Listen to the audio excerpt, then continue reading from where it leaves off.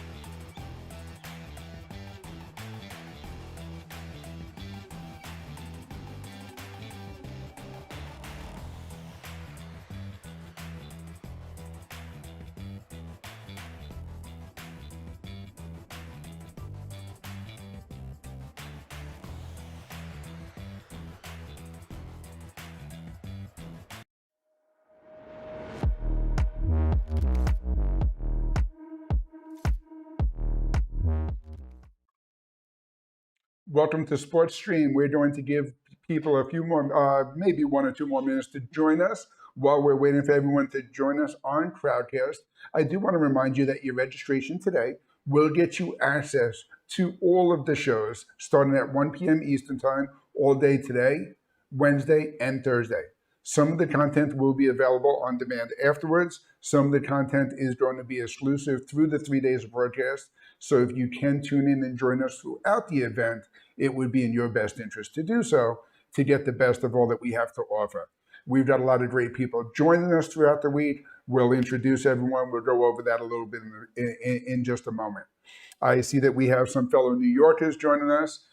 Mets, very proud to root for the Mets this year. Islanders are always a great team. And I love the comment talking about whoever is paying the cruise bills. That is the best comment and is going to be something that we talk a lot about in the sports production world. One of the key driving factors that's driving a lot of the production business in sports and every other industry is the monetization. How can you take this content and turn it into revenue streams?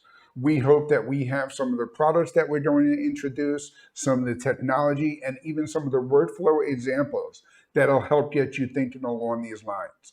Our goal in putting this together is to talk to every level of the sports producer, whether you're just broadcasting your kid's football game. I coached all of my kids in just about every sport you can think of, except for lacrosse. Lacrosse is incredibly competitive in my community, so I stayed away from that one. Football was my favorite to coach, and you'll see I'm a big fan of football teams as well. We're also going to talk to the junior colleges, Division II, Division III, minor league sports teams, and then, of course, some of the pro broadcast stuff that's happening, because there's a lot of opportunities, even with these large venues that have traditional sports production workflows for their broadcast partners. They're now looking to do even more for social media, for in-venue. We'll talk about all that stuff and more. So I think we've given a good opportunity for people to join in.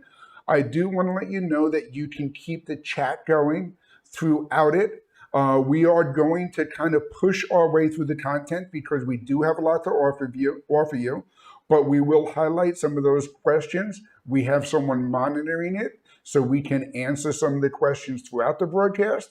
We can bring them on camera, and we can talk about them in between some of the segments as well. You'll see that we have a pretty packed schedule across 3 days that we're going to speak of. Today, we're talking about getting started in sports production. But it's not just going to be the beginner getting started and walking out into the field. We're going to talk about some different workflows, tips, and designs, and modern technology that will help you get started to even improve some of the pro broadcasts and other things that are out there as well. We're going to have JVC join us for a segment on their workflow solutions with their vMix systems and PTZ cameras. We're going to spotlight a system integrator who's out there working with minor league teams across the country with 1210 Productions. We'll have Canon demo some of their workflows and their HC control protocols. And we'll have another spotlight with Future Grade, a company that is working on sports production broadcasts for some of the different content and talk shows that you're seeing in the sports production world. Another full day tomorrow. We'll go over that schedule in a little bit as well. And then, of course, our third day going into some of the remote production workflows. So definitely tune in, join us. If you have friends who are interested in the content, tell them to go register at sportstream.us. Even though the event is started today, registration will be open throughout the entire week, so they can access quite a lot of the content on demand after the fact. I do want to thank our guests who will be joining us. We've basically reached out to 2 different types of guests throughout the industry. Some of the biggest experts are those that are working with the products and representing the manufacturers that are building and speccing the products that help your production workflow. These companies include Canon, VizRT, BirdDog, LiveU, PTZ Optics, JVC, Panasonic, Netgear, Killaview, Advanced Image Robotics, Pixelot, And there'll be a few other names mentioned along the way as well. For those of you who are not aware, in the production world, one of the biggest trade shows of the year is the IBC show happening later on this week in Amsterdam. For that reason, a lot of these partners are going to be exhibiting at the show. So we've pre-recorded some segments with them, but we've also taken that opportunity to get case studies from them. And in the case study world, if you're talking about an installation done at a sporting venue, a lot of times that requires additional clearance and additional permission to use photos, videos, and workflow stories from that install. We've worked with these partners to make sure we get those clearances, so there will be some of these segments pre-recorded. Even if you are watching a pre-recorded segment, the chat here on Crowdcast will be open, and we encourage you to chime in with your questions along the way. We will monitor them throughout. Myself, James, or Gary, the three hosts for your week, will be coming in between the segments to help answer your questions and push you along to the next set of content. The other area of experts that we reached out to are the people that are out there actually installing some of these production systems. We have a nationwide network of dealers that we work with that are actually the people out there installing the LED display systems inside a venue, the production that is driving your video and audio throughout the stadium, to your broadcast partners, to an OB van, to coach analysis, and even referee analysis and instant replay throughout the game. These people have worked with these workflows. They can give you some insight into their expertise, why they choose the products and technology they choose, and what kind of challenges they're running into in the sports production world today. We've spoken to Matt Baker at Visua, Brad at 1210 Production Company, Jesse at Midtown Video, and Austin at Future Grade. Again, these are just a few of the partners that we know have been very successful in the sports production space. But if there's something specific you're working on, you can reach out to our team here at SportStream. You can contact us through our website at videoguys.com, and we would be happy to refer you to an integrator that is trained, certified, and experienced to help answer all of your production needs. So let's start by talking about sports production and why it's perfect for everyone in the game. We are going to talk to you at every level that you're working on.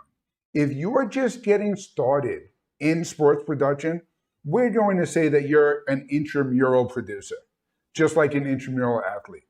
Your goal is to stream your kid's sporting event or local community event so that the people who can't make it to see it live and in person can log on to YouTube, Facebook, another site, and be able to stream it.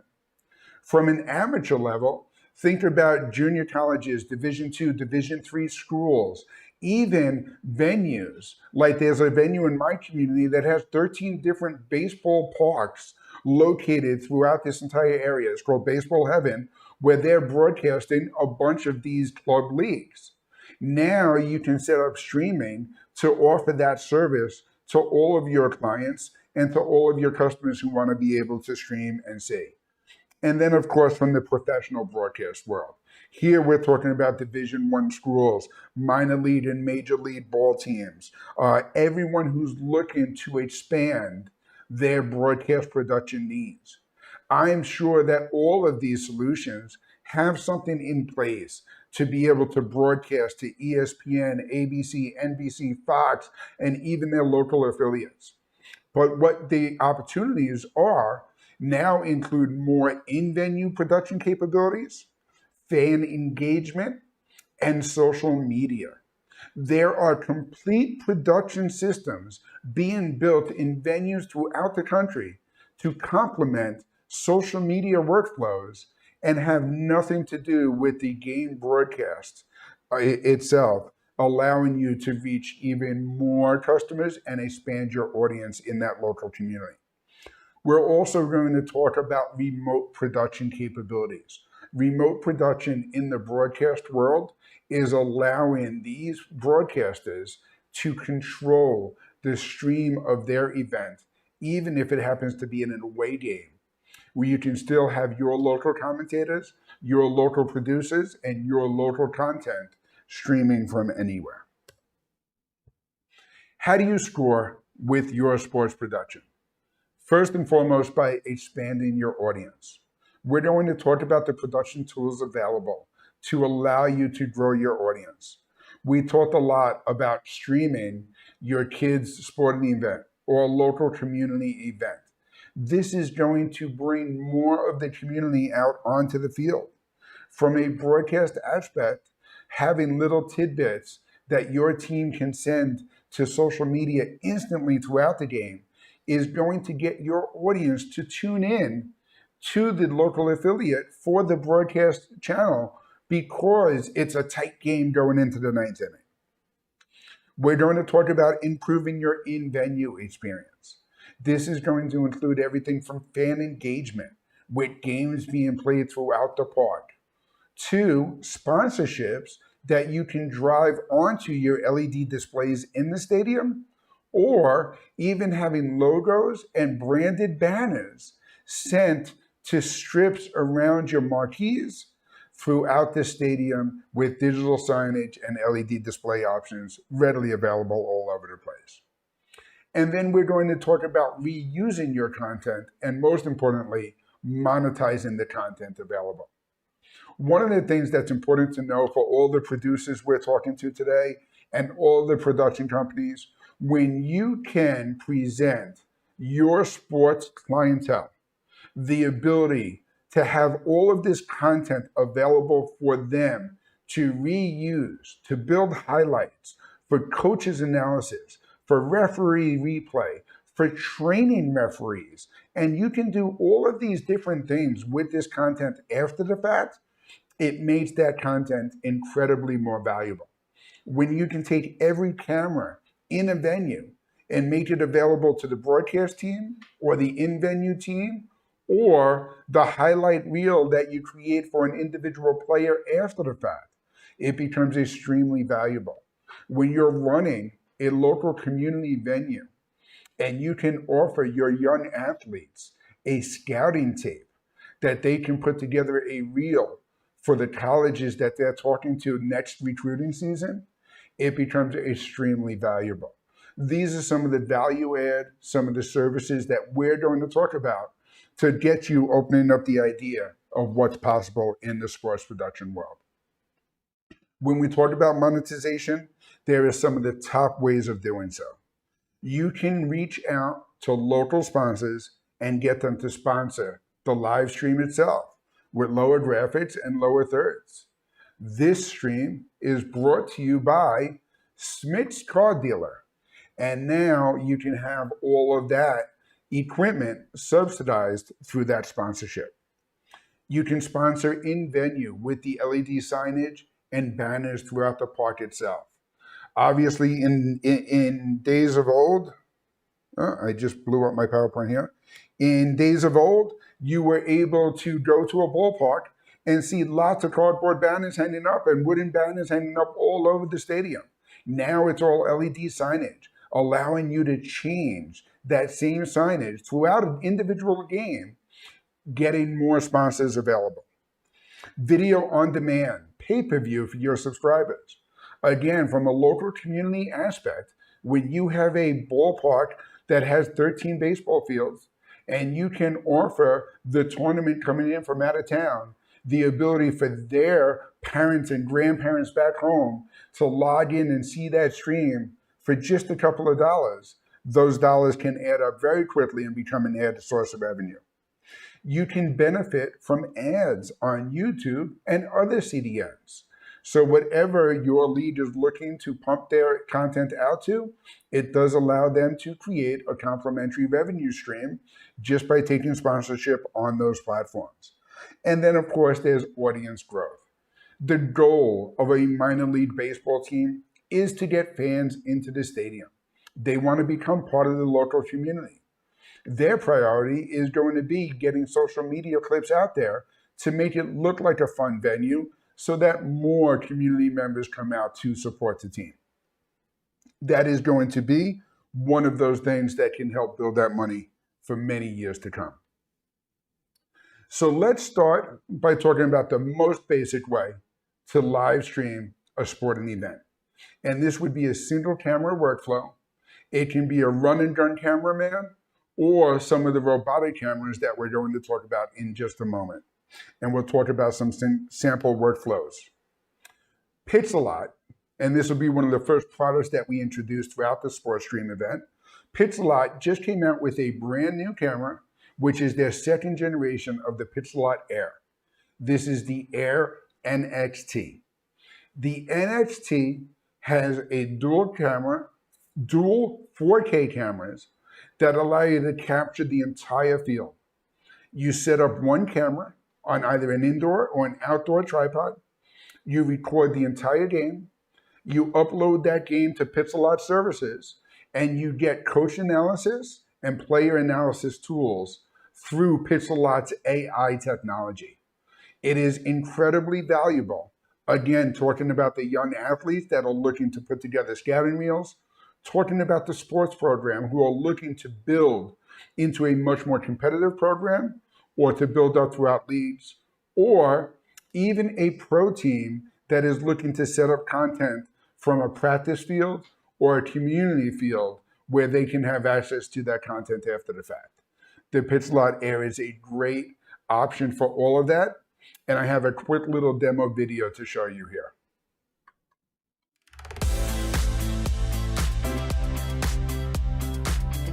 Hi, my name is Patrick Dippel. I'm responsible for the match analysis at the Youth Academy of HSV, and I'm also assistant coach of the Under-19s Bundesliga team. We use video for both training sessions and matches. We have the possibilities to access live video in training and during matches. So the importance of video for us, and especially having live access to video, is very high. For example, we can, during a match, give live feedback to the players by accessing videos on the bench or showing them during halftime what just happened. Using the system is pretty straightforward. We have an automatic camera head that we just simply mount on the tripod. Then you just go into the app, start recording, setting up the match. Calibration of the pitch is pretty easy. And there you are, it's just a matter of a couple of minutes. We share the videos of Pixelot by either downloading them, working with them in our analysis software, and then pushing them forward to our players through our centralized communication platform. Sometimes we use the Pixelot software directly by downloading match highlights such as shots or goals. The biggest advantage of using Pixelot in our youth teams and also in the women's department is that we have access for all teams to video, that they have an automated production of video clips, which saves us a lot of time and manpower. Before that, it was really difficult to get video sequences for youth teams, for women's teams, but by using Pixelot we can make sure that everyone gets the video they need.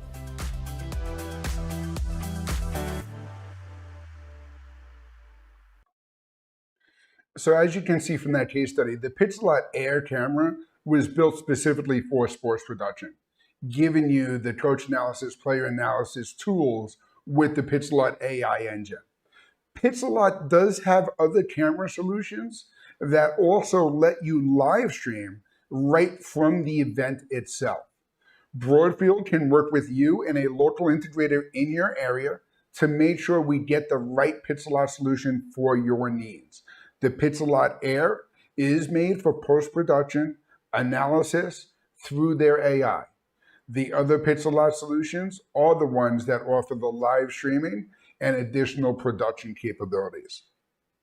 Another way of getting out into your sporting event with a single camera is to take that camera and send it to an encoder that now you can stream directly to any platform.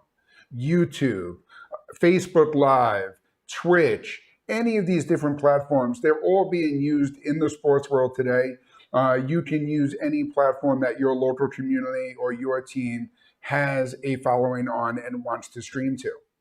One of the things that you're going to find with some of these encoders, especially when we start talking about the outdoor sporting events, is what if internet access is not available in the venue? If I took an encoder like the LiveView Solo Pro and connected it to a network in the basketball gym or to a Wi-Fi network that was a very robust network that was going to let me securely send the video, then that's all I need. I need the encoder connected to the camera by either HDMI or SDI. But when you start getting involved into these venues that don't have either a stable connection or they don't want you to connect to their network, now the question is going to be, how do I stream from this event? This might even be an away game for your local high school football team. The away school is not going to let you plug into their network, and now you won't be able to stream. So now in this case, we would introduce cellular bonding.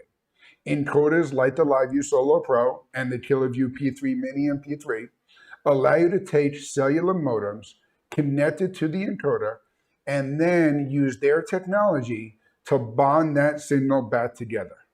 If you've ever tried to stream an event from your iPhone itself, you'll find that it's not going to be reliable enough to stream the entire game. You will lose signal. When other people start bringing their phones up, they're going to take some of that bandwidth away from you, and you're going to have a rocky stream. By using cellular bonding, you're taking two modem connections. The encoder and the technology on the back end is load balancing the stream, splitting the data to make sure that you have a rock solid signal all the way through. The LiveView Solo Pro is available in either an HDMI model or an SDI model. And like I said, you can plug those right into your network. You can add cellular modems, giving you 2 modems for bonding, or anywhere up to 4 modems. So even in the most rural areas, when you have 4 modem connections, you can usually get more than enough for an HD stream, streaming out to CDNs anywhere. The LiveView Solo Cloud is called LRT. That is going to be their back-end technology that takes all of those cellular bonds, ties them all back together, and streams them to your audience. I believe we have a nice little video to share with you right now on LiveView as well.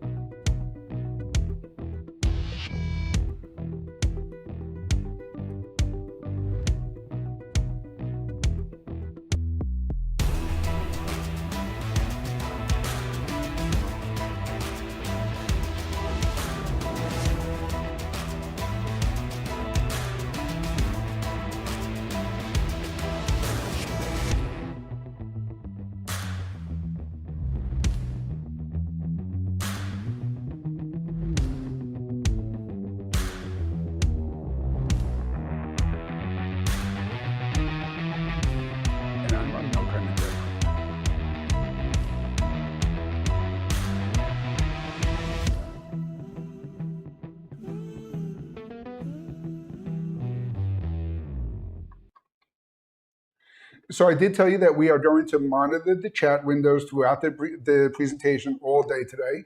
And there was a great question that came in from Paul asking, how do these workflows for sports production change, or how are they different? How are they similar to esports? And it's a great question because that is another really growing area in the industry is esports production.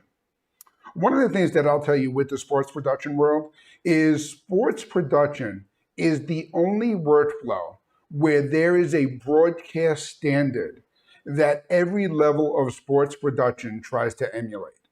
Whether it's ESPN, Fox Sports, Monday Night Football, whatever avenue you get your content, whatever game you're watching, that is the standard that you want to produce to. So if you're a football fan and you're watching Monday Night Football, when you go watch your kid's football team and you turn on the YouTube stream for the away game you can't make it to, you want it to look just like Monday Night Football. And you realize how much time and effort it takes to create it to look like Monday Night Football. But the standard is there. That's what we're seeing in the esports world as well. These are competitors that are going out there and playing these video games. From the in-venue experience, that's where the biggest difference is. The technology of being in-venue to broadcast what's on the player's screen, the player playing the game, and then the commentators gives you almost 3 different production challenges versus a single production challenge in a live sporting event. In a live sporting event, I need to broadcast the game itself to the audience at home or in venue. In an esports event, it's the game, it's the player playing the game, it's the separate commentators, and it's all of these different things happening together. You're going to have the need for split screens. So it starts with all of the same production tools, and then it separates into some of the more advanced workflows. And we're going to talk a lot more about that in day 3 when we talk about some of the remote production needs and some of the up-and-coming trends in the sports production world. So we just introduced the LiveView Solo Pro, and we showed you a great video that LiveView's done. LiveView is the same company that makes the cellular bonded encoders that are used in pro sports broadcasts, whether we're talking about the races out in Las Vegas, Nevada, or even the Olympics. You'll see someone walking around with a broadcast level LiveView backpack. That's where the lightweight production bundle comes in. The lightweight production bundle takes a similar professional level broadcast encoder with the LU300 or LU800 and allows you to stream to their cloud services, but now take advantage of either a cloud server or a local server to get a broadcast quality spec with remote production capabilities using their new LiveView Studio platform. If you tune in on Thursday, we're going to talk a lot more specifically about that workflow, but I did not want to talk about LiveView or the Solo Pro at kind of that entry-level introduction into that cellular bonding space without talking about the lightweight production bundle for the people who are tuned in today that do want to get their sports broadcast out to a local broadcaster. Another partner in the industry is KillerView, who has just introduced their latest line of cellular bonded encoders. That would be the P3 Mini and the KillerView P3. These modems, these encoders are available on either 4G or 5G and allow you to stream from HDMI and SDI. It allows you to get up to 4 modems and communicate all of that to a KillerLink Pro server that you can either set up yourself on a basic Linux machine, controlling your entire stream and bonding solution, or you can spin up an instance of a KillerLink server in the cloud.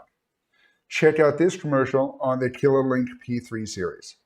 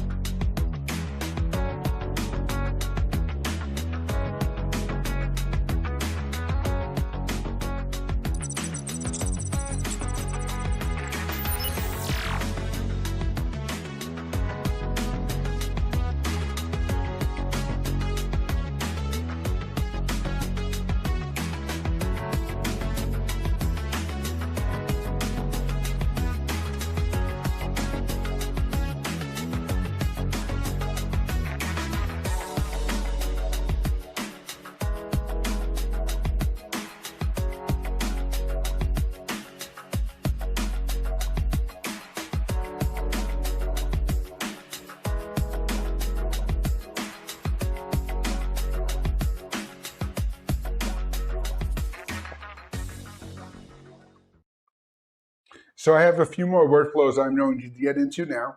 I do want to remind you that this is just a start to our SportStream 3-day event, and we have lots of great content coming up for you today as well. We have some workflows from JVC.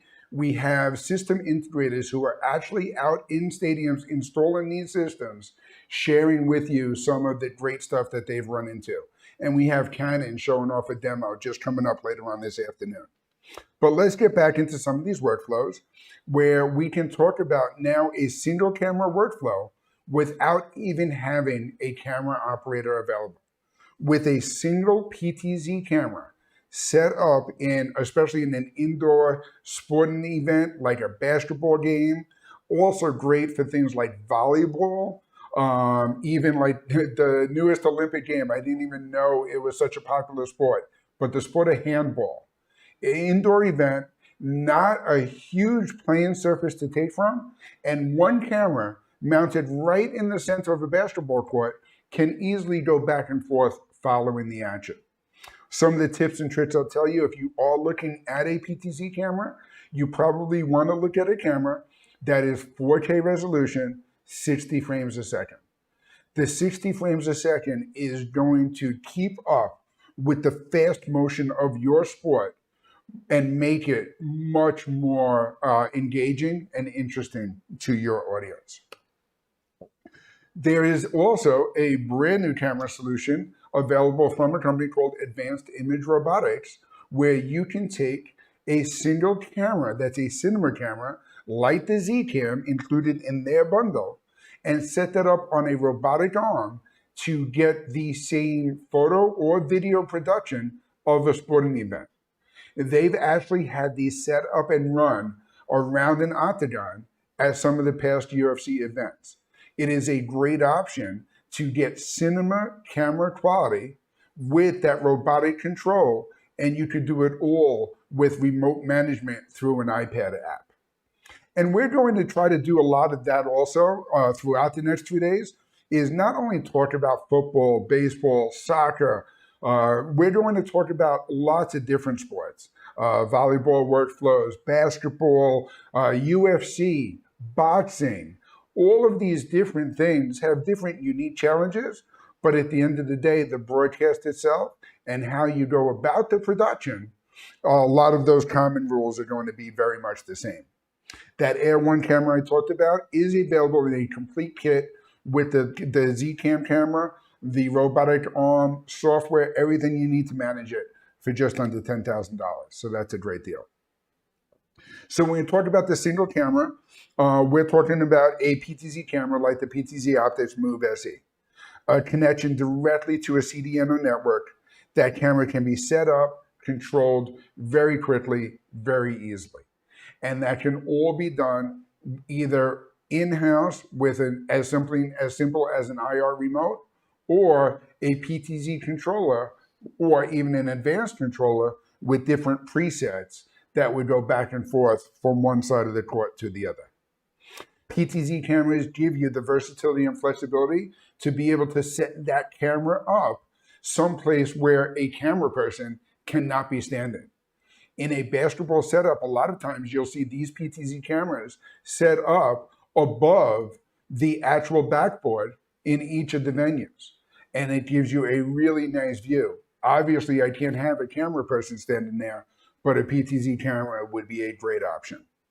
Centralized control. You can have one camera controller, control all the different PTZ cameras throughout the event. It is very cost effective because you are not hiring a camera person to man every single one. And then, of course, you have advanced features and capabilities like NDI production workflows. Why would you want a camera with NDI?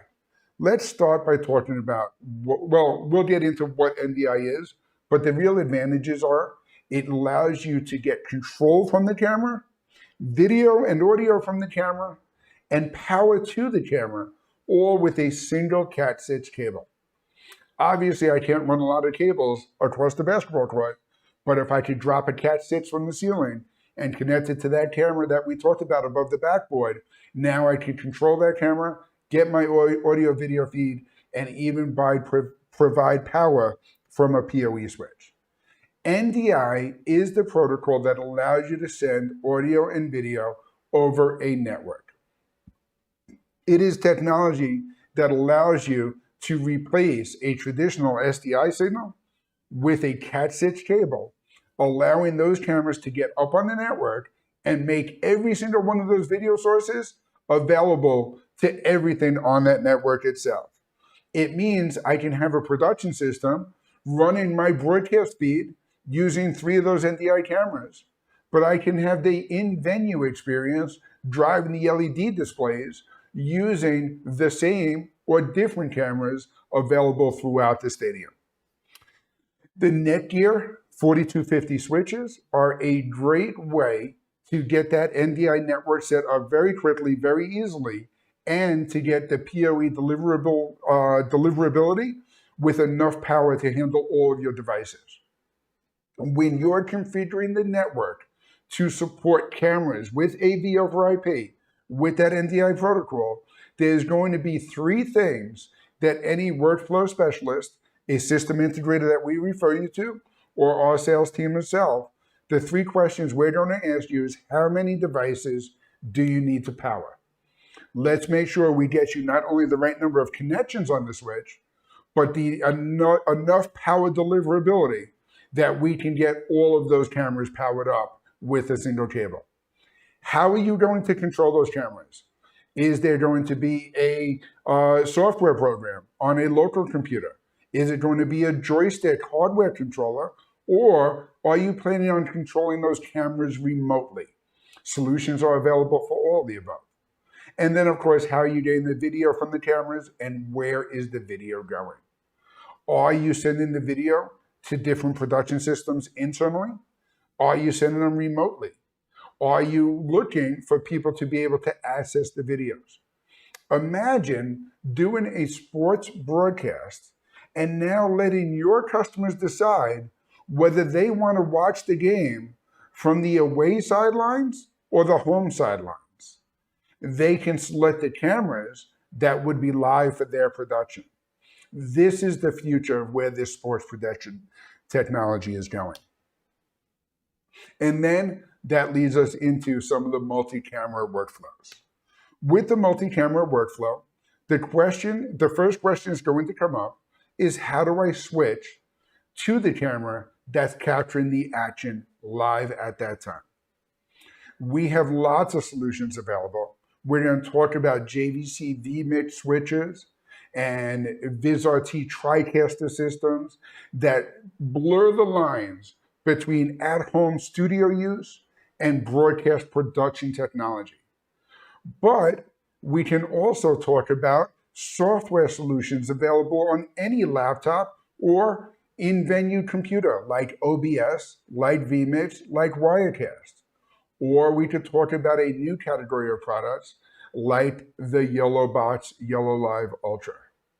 YellowLive YellowBox Ultra. The YellowBox Ultra is an all-in-one Android tablet that lets you connect multiple HDMI sources and right on the touchscreen itself, control what camera is live. So the same way the Advanced Image Robotics gave you the broadcast control on an Apple iPad, YellowBox is giving everyone the use for, at a very affordable price, just under $1,500, the ability to switch multiple HDMI cameras in any event, in any venue. In a sports production world, the YellowBox Ultra even lets you bring in graphics and scoreboards. When you're setting up this multi-camera workflow, obviously the first thing you're going to select is the camera themselves. One of the limitations in setting up a camera is that you need to know an HDMI camera is going to be a maximum run of about 50 feet from the production system. Anything more than that, the cable technology itself can break down. Most HDMI connections do not lock in place, so that also means if there is going to be any foot traffic between your production system and the camera, there is a chance that cable can be stepped on and dislodged from the connection. The advantage of SDI is that an SDI connection does have a locking connection capability, and it can be run for much longer distances. but that's also where we get into the AV over IP technology, like the NDI solutions we talked about before. Next is going to be selecting the switcher. Are you going to use something like the handheld tablet, like the YellowBox Ultra? Are you going to install software on a machine that you already have available, like OBS, vMix, or Wirecast? Or are you looking for a turnkey production system with that software installed, like the JVC KMIP8 that we're going to show off in just a moment? Or a VizRT TriCaster, a Panasonic Kairos, or other solutions everywhere from entry level to broadcast. So again, we talked about the YellowBox Ultra. It does give you that 4K capability. It supports NDI cameras. Great deal, under $1,500. It's even on sale right now if you're viewing this live with us this week. When we talk about the advanced camera workflow, these cameras can include a mix of your PTZ cameras, USB cameras, HDMI cameras, SDI cameras, handheld camcorders. The handheld camcorder is great when you're looking to get the fan engagement and you're sending someone out in the arena to talk to fans at the game, to get the interview of the coach on the sideline before he runs into the tunnel. And that can all be done with all of these production systems. When you start getting into turnkey systems like the JVC, you get multiple SDI and network input capability, allowing you to mix all of that together. And that was one of the reasons why we invited JVC and their sports production team to be part of our broadcast this week.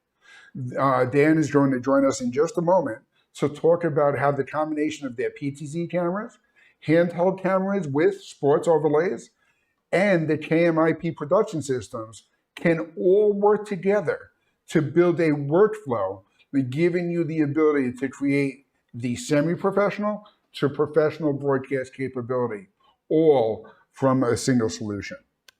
So thank you for joining us today. Be sure to join us every single day. It will be your same registration, the same bat place, the same bat channel, every single day at 1 p.m. Eastern Time. We have a recorded segment that we did with Dan at JVC, joining us to talk about the JVC production workflow. What I like about this is Dan and our host Gary is going to go through the PTZ cameras, camcorders, and production systems all together to show you how that can all be done for your sports production needs. I do encourage you to ask your questions throughout the segment. We will be online answering them, and we will be joined in between this segment and the following segments to talk a little bit more about all of your sports production needs.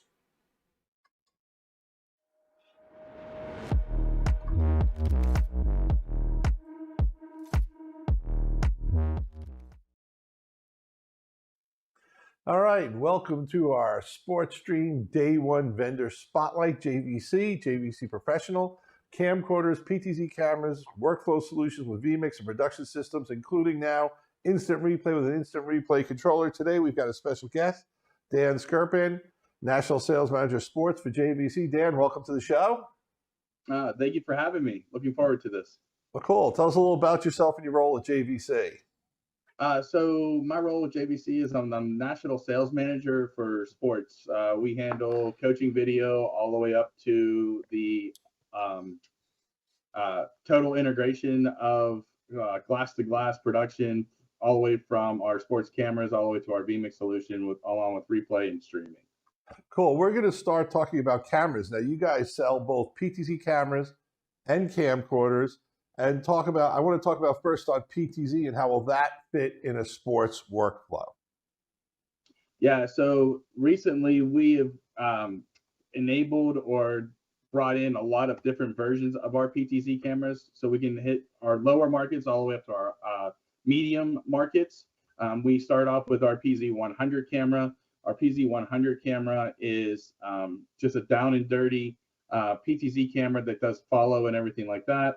And then we go into our PZ200s, our PZ400s, and now recently we have a new line, which is our PZ510 and our 540 cameras.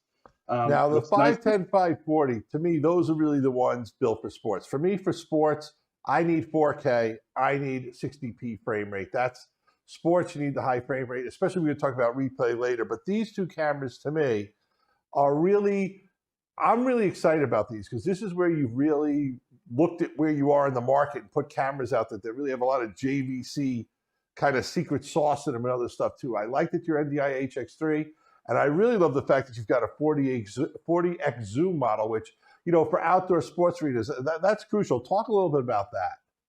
Yeah, so what we ended up doing is that we wanted to go two different ways. One was the PZ510, and the reason for the 510 is our very, very wide shot. What's nice about that is for your commentary or anything like that, if you want to put it in front of them, and if you want to give it that overall global aspect view of the field and anything like that. That's what's awesome about the 510.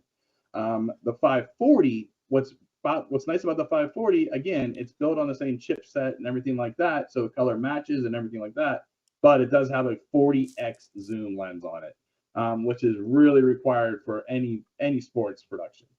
Now, you spoke about something color, and I want to jump on that a little bit because you guys are doing 4K and PTZ with these cameras, but you've also got UHD, which for me is so critical here that I think, you know, when COVID happened, we kind of 4K UHD was coming. We were all buying the nice TVs. We were all hearing about how much better sports was going to look on TV in UHD. And then, you know, COVID hit, boom, and all of a sudden there practically aren't any sports. With our sports, there's no one in the stadium. And HD all of a sudden becomes HD working beats the hell out of 4K. So 4K kind of went on hiatus. And a lot of the stuff that was 4K was actually upsampled 2K. I noticed last year in the football playoffs, I have DirecTV. So when all of a sudden it came, would you like to see the game in 4K? I went 4K. I was like, bam, I'm finally seeing the real UHD image. And I was blown away because I've always felt, going back to, let's say, 2018, 17, before the pandemic, that 4K to HD, I could barely tell the difference. But if you put UHD on a HD, it looked great. When you put it to 4K with the better color, all of a sudden, that's when everything really popped. And on sports, you can start to see blades of grass and sweat on guys' brow and stuff like that. I just felt that, you know, it really, the color is what lets our eye see the real more granular imagery actually than the pixels. So it's a real interesting thing. And I think it's amazing you guys have done this because you're really first in offering a wide angle and then a long shot camera that can be matched together that both have the same 4K resolution and UHD. So you're going to get a great color look if you integrate both those into your sports production. The truth of the matter is they both fit perfectly into sports. I know a lot of times what you'll do is with the 510, you'll put it like in front of the coach or something to get a response to the coach, or that's the one that's on the floor in front of the basketball team, what have you. And I just love that you have a 40X for that long throw. I'm not talking about that you're following a running back with this, but you can put this camera up in the stands now and get a much different look at the game based on what's going on. You can really zoom in when that's the best angle for the shot. So just compliments and kudos on those series, the 510 and the 540. And I really, to me, when I saw these, I was like, these are made for sports. JVC Pro gets it. So you've got some, you guys supplied some user studies, studies of actual usage of the PTZs, and you have some semi-pro sports. So tell me what you can about the study that you guys took, the case studies you've done. Yeah, you pretty much hit it right on the head when you were talking about the UHD and where these cameras truly fit into sports. These cameras are designed for, again, to make it really, to make your sports, what's the word I'm looking for? Your sports pop interaction, everything like that through TV and everything like that, really, really pop on the color. And again, like we were talking about earlier, they're not really designed to follow the running back or anything like that. They are designed to give you your certain shots that you can take to the production, just to increase and give the total aspect. So what we were doing here is that we actually did a little case study with Quintar, and what we were doing is that we were doing some sports, some basketball, what we were doing, and again, it was the customer interaction show is what we were trying to do, just to give them another extra streaming portion. And again, we were using the 540 and we were using the 510, and again, what it was able to accomplish was unbelievable, and something that we really haven't addressed is what we were being able to deliver in a very cost-effective manner. These cameras, I would put these cameras up to any of the cameras that are out there right now in the market, versus that are in the in the price range, anywhere between $3,000 to $5,000 price ranges. The cameras are very, very sensitive in lighting and in the color. And the other thing that we were talking about was the ease of setup. So we're always tearing up, tearing down, tearing up, tearing down in the market. And with these cameras, once you set them and you use the same controllers and everything like that, they're very, very easy to set up. Does not take very much to do. Yeah, that's important, because a lot of times if you're like a high school or college athletic team, you're taking your show on the road to the visiting team a lot of times. So we also did a case study with an ice arena. Talk to me about that one. Yeah, so the ice arena was kind of nice as well, because we did do a mixture of our handheld cameras along with our PTZ cameras. Again, the PTZs were giving us like the glory shot and everything like that, and the crowd shots, and then our other cameras were doing our handhelds or our shuttle mount cameras. We're doing the follow like on the ice arena and everything like that. Again, what was very nice about it, you said it a little bit earlier with the JVC sauce, right? With the JVC sauce, we were able to color match some older technology with a newer technology, and you really couldn't see the difference in between the PTZ camera and the handheld camera.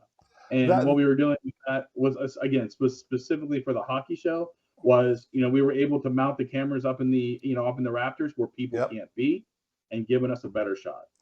Now, one of the things, we talk about sports, and we're big on PTZ cameras here, but the bottom line is for the best possible sports cast, you need live cameramen. They're the guys who have the feel of the show. There's the guys who'll run down the sideline, or if they're on a tripod, they'll focus in for that really great tight shot when you need it. And I think the fact that you guys have cameras and camcorders that you talked about use the same color space technology, can match together and look great together, that all shoot 4K UHD, I think it gives you a complete workflow solution. And I want to stress that you can do a whole sporting event with PTZ cameras, but it's not going to have the feel, and it's not going to get the emotion that you get from a cameraman really knowing his craft and getting in on that shot, that a PTZ camera that you realize, if I move 3 feet down, I'm going to get a great angle on this shot, and you got to be able to move on the field. And that's where your cameras come in so well. So let's talk about some of those cameras if we could.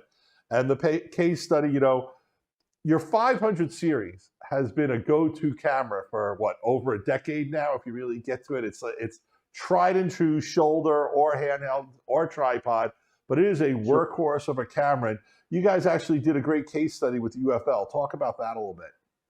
Yeah, so the UFL had let's back up. The UFL, what's nice about the UFL is that they don't have all of the rules and laws that you're not allowed to transport video and things like that. So what's nice about the UFL, the case study that we did, they were able to use it for production, and we were able to use it for coaches' video, and we were able to use it for their stream and getting some video down to the field. What's nice about that 500 camera, again, it has the 40x zoom lens in HD. It has something that's called auto FTP.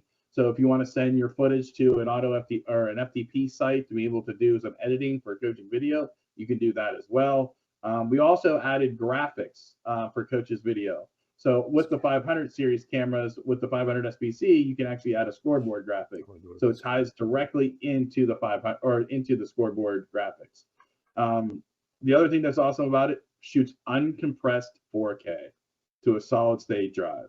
To anybody that's doing highlight reels or anything like that, uncompressed 4K is pretty awesome.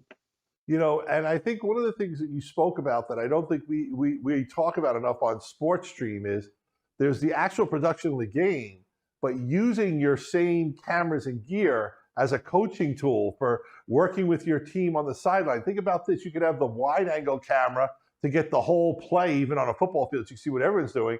But you can have that zoom camera up in the stands. You can still have someone else in the AV squad following a specific play. So maybe you just want to work with the wide receivers. How are they doing on their routes and stuff? Or you want to make sure your basketball, you want to follow a particular basketball player. Is he making the progress that you want to see? And I think we need to focus that this investment that you're going to make as a high school or college sports team, or even a semi-pro sports team, is this same gear that you're using to produce your show is a fantastic tool for the coaching staff. Absolutely, absolutely. Something else that, and again, I'm not sure if we're going to talk about this or not, but we also added NDI capabilities to the 500 series cameras. What's nice about NDI for us is a very big deal. We do NDI all the time with the NDI cameras. And just to remind people, because you brought up NDIs, NDI is a way that you can connect all these cameras together using a standard Ethernet cable over your standard network. You can do PoE, so the PTZ cameras can be powered. Not only do you get the camera signal back into your mixer, but you can also control the device over NDI. We're huge fans of NDI, and I think it's great that you mentioned that. So talk a little about the 500 having NDI, because that's a big deal. That's probably the highest end handheld camcorder with NDI in it on the market. Yeah, absolutely. Last year, I believe, was when we introduced NDI HX to the 500 series camera. Now, for people, and again, I want to make sure I tell everybody this, just because you already have the 500 series cameras, you can send the cameras into JVC, and we can upgrade those cameras for a price to get NDI as well. Just so everybody's aware, I don't want everybody to think that, oh, we bought them 2 years ago, that we can't do it. But we can add NDI to the cameras. And again, the main reason for adding the NDI is, you already talked about it a little bit, was in regards to workflow, right? The high school sports. The high school sports, again, tear up, tear down all the time. How awesome is it to run one network cable to every one of the cameras, and then you're up and running onto an NDI workflow. With JVC, using your NDI camera couldn't be easier. NDI features plug-and-play operation, connecting cameras such as our PTZs to your network with a single cable. Using NDI technology, our products come with maximum compatibility in mind. Whether it's the big game or the big meeting, JVC knows performance matters.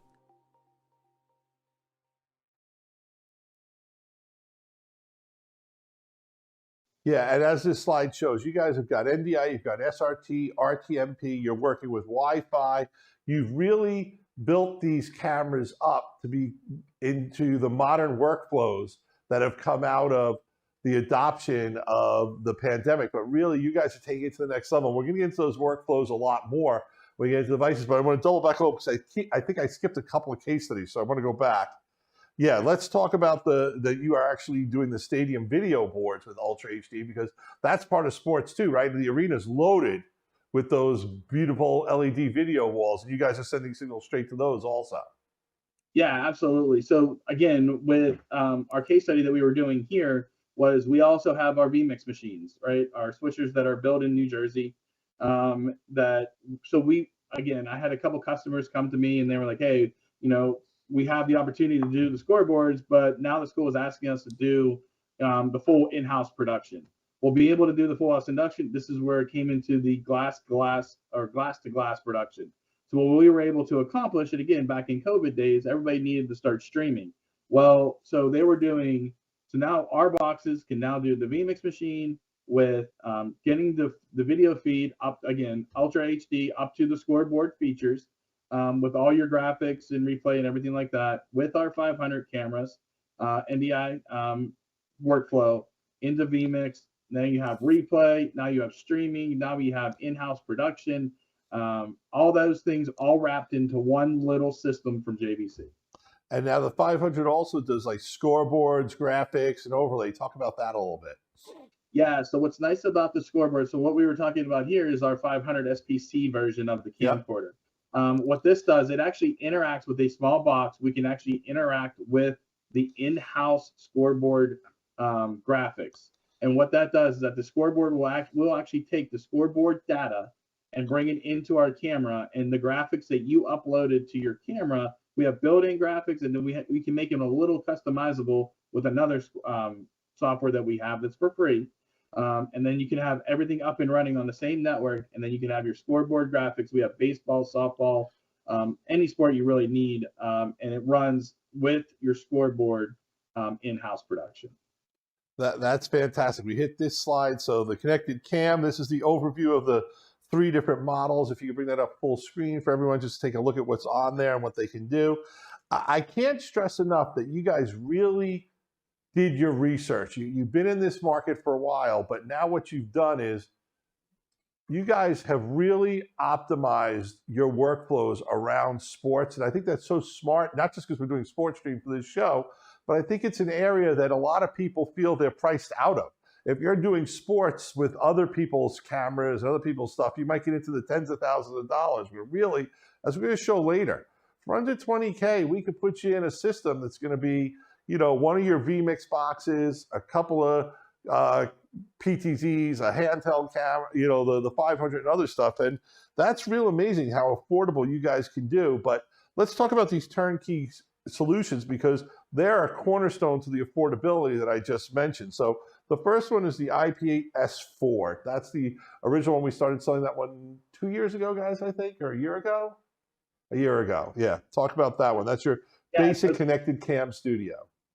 Yeah, so we had some customers contact us, and they were like, "We really need to come out with a box, a switcher that is cost effective, that was able to handle 4 SDI feeds, 1 SDI or HDMI output."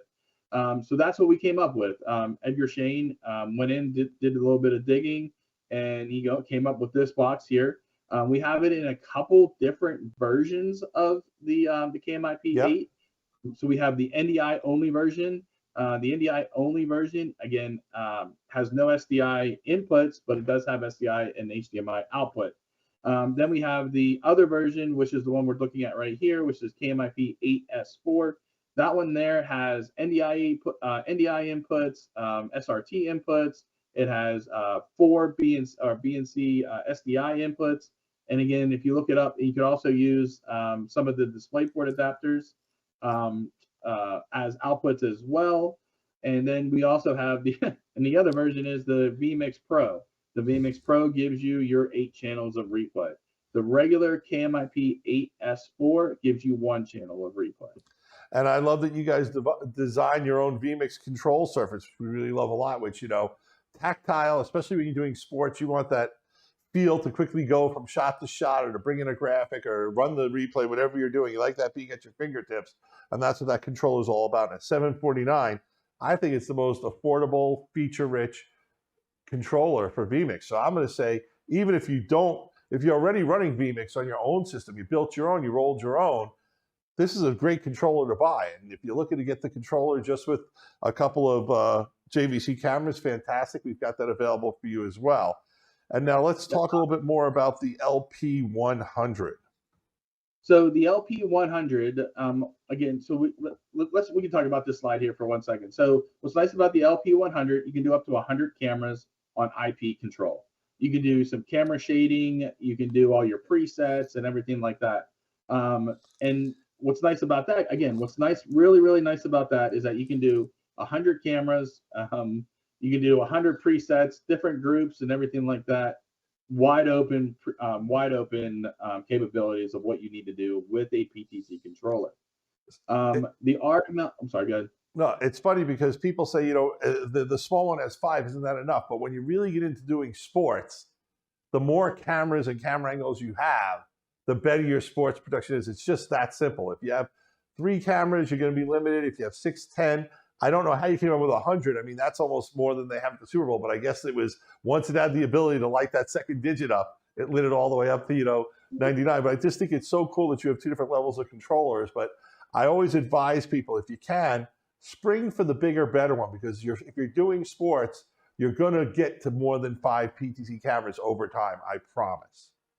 Yeah, so one thing I would like to tie into this, and again, what's nice about the RMLP 100, you can also do shading on the 500 camera if you're doing a handheld as well.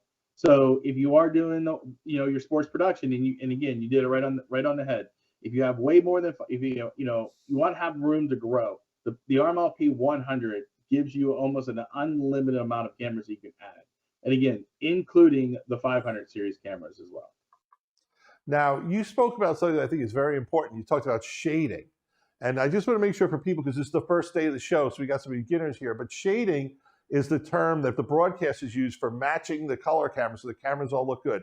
How important is that? To me, it's crucial. If you have 4 or 5 cameras and there's a field that's green and all of a sudden the field doesn't look the same green, or all of a sudden the team's shirts don't look the same color, that can be very problematic in sports. And it creates almost a jump cut kind of feel. And I'm just going to demonstrate when I turn back and forth. If you look at me right now, the purple on my shirt kind of changed a little bit when I changed from the cameras.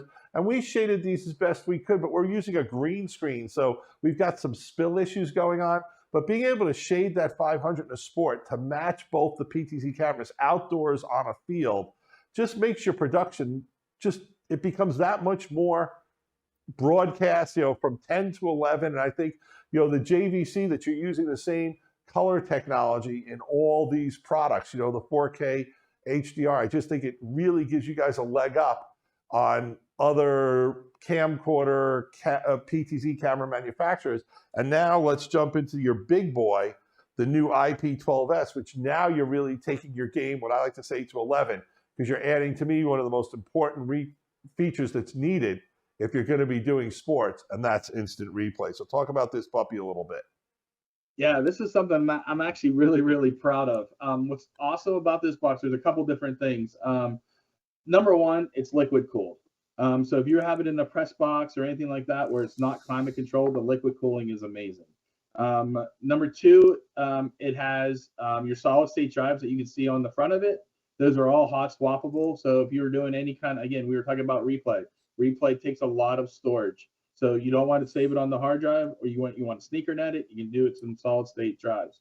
It also has USB 3.0s. It has Gen 2 ports, digital audio. It comes in a 4RU rack case that's durable for if you want to put it in a flight case or in an equipment rack. Very durable, moving around. It has 8 SDI inputs. Now, what's nice about this is that 4 of them can be the 12G SDI, and the other 4 can be regular 3G. It also has 3 separate NIC cards built into it. Not to get too much into that, but what's nice about that is if you are doing internet on one, you're doing Dante audio capabilities on the other, and you're doing NDI video. What's nice about that is it keeps all 3 of those separate, so you don't have any crosstalks going across it. The other thing that I really, really like about it is our video card. The video card that's in that is a monster video card, enabling for us to handle the 12G. So all your capabilities of all your graphics and everything like that are unbelievable. Also, since vMix added with some of the later updates, now you can actually have 4 dedicated outputs out of vMix as well. And what's nice about that is that you can feed you can feed your control room with all your like your multi-viewer, replay, or anything like that in different monitors. Then you can also take some other outputs to feed your in-house production. You can feed it to a truck if you needed to feed it to a truck. And then also, don't forget about streaming. You can stream to 3 different places at the same time. Again, it is our flagship switcher. We've had it installed. I want to say we released it at NAB and at Infocom, and we started shipping it in June, and this will be the first year for it in a lot of high school sports. So let's talk about some of the bells and whistles that this puppy hits for sports. Number 1, 4K UHD, multiple SDI inputs and outputs, HDMI also. You got the SSD, so you have virtually unlimited storage for instant replays for your show. Just put more drives in. When you first had liquid cooled, I couldn't understand, but then I realized, well, a lot of people are putting this in a very tight little room that might be on top of the stands or whatever, the little studio. Or I even know that some schools are planning on putting it in like a jumper van so that they can, set up a whole little mobile studio going. So you need it to be quiet. So it's not liquid cooled so much for the heat, but it also means your fans can go much slower. So it can be a much more quiet box, and it really is quiet. And then let's talk about instant replay, because to me, that's the thing that really, like I said, I'm not even going to say, I use that line all the time. We're going to take it from 10, mine has 11, but I think this instant replay is taking it to 15 or even 20. So let's talk about that and the replay controller, because just kudos, guys. You guys knocked this out of the park with that. Yeah, absolutely. So what we did, again, we were doing, we wanted to make a total package production switcher, right? So what we had our RML 350, which is the normal control surface. But then we released the RMLP 450. What's nice about the 450 is that within vMix Pro, you have 8 channels of slow-mo replay. And what this does for you is able to actually have a control surface and sitting in front of someone that actually is handling all of the replay. You can actually you can set up your shots. You can actually, with the T-bar that's on front of it, you can actually gradually do the slow motion for it, or you have the presets, the 25 all the way up to 100 for speed. Then you have your little your up top, you have your little sorting areas where you want to sort like your highlight reels and things like that. You can do that. You have your jog controller with your 2 different speeds on the outside. The center button does your submit the last for if you're a single person doing things. You can hit the center button and it brings up the replay and transitions in, transitions out.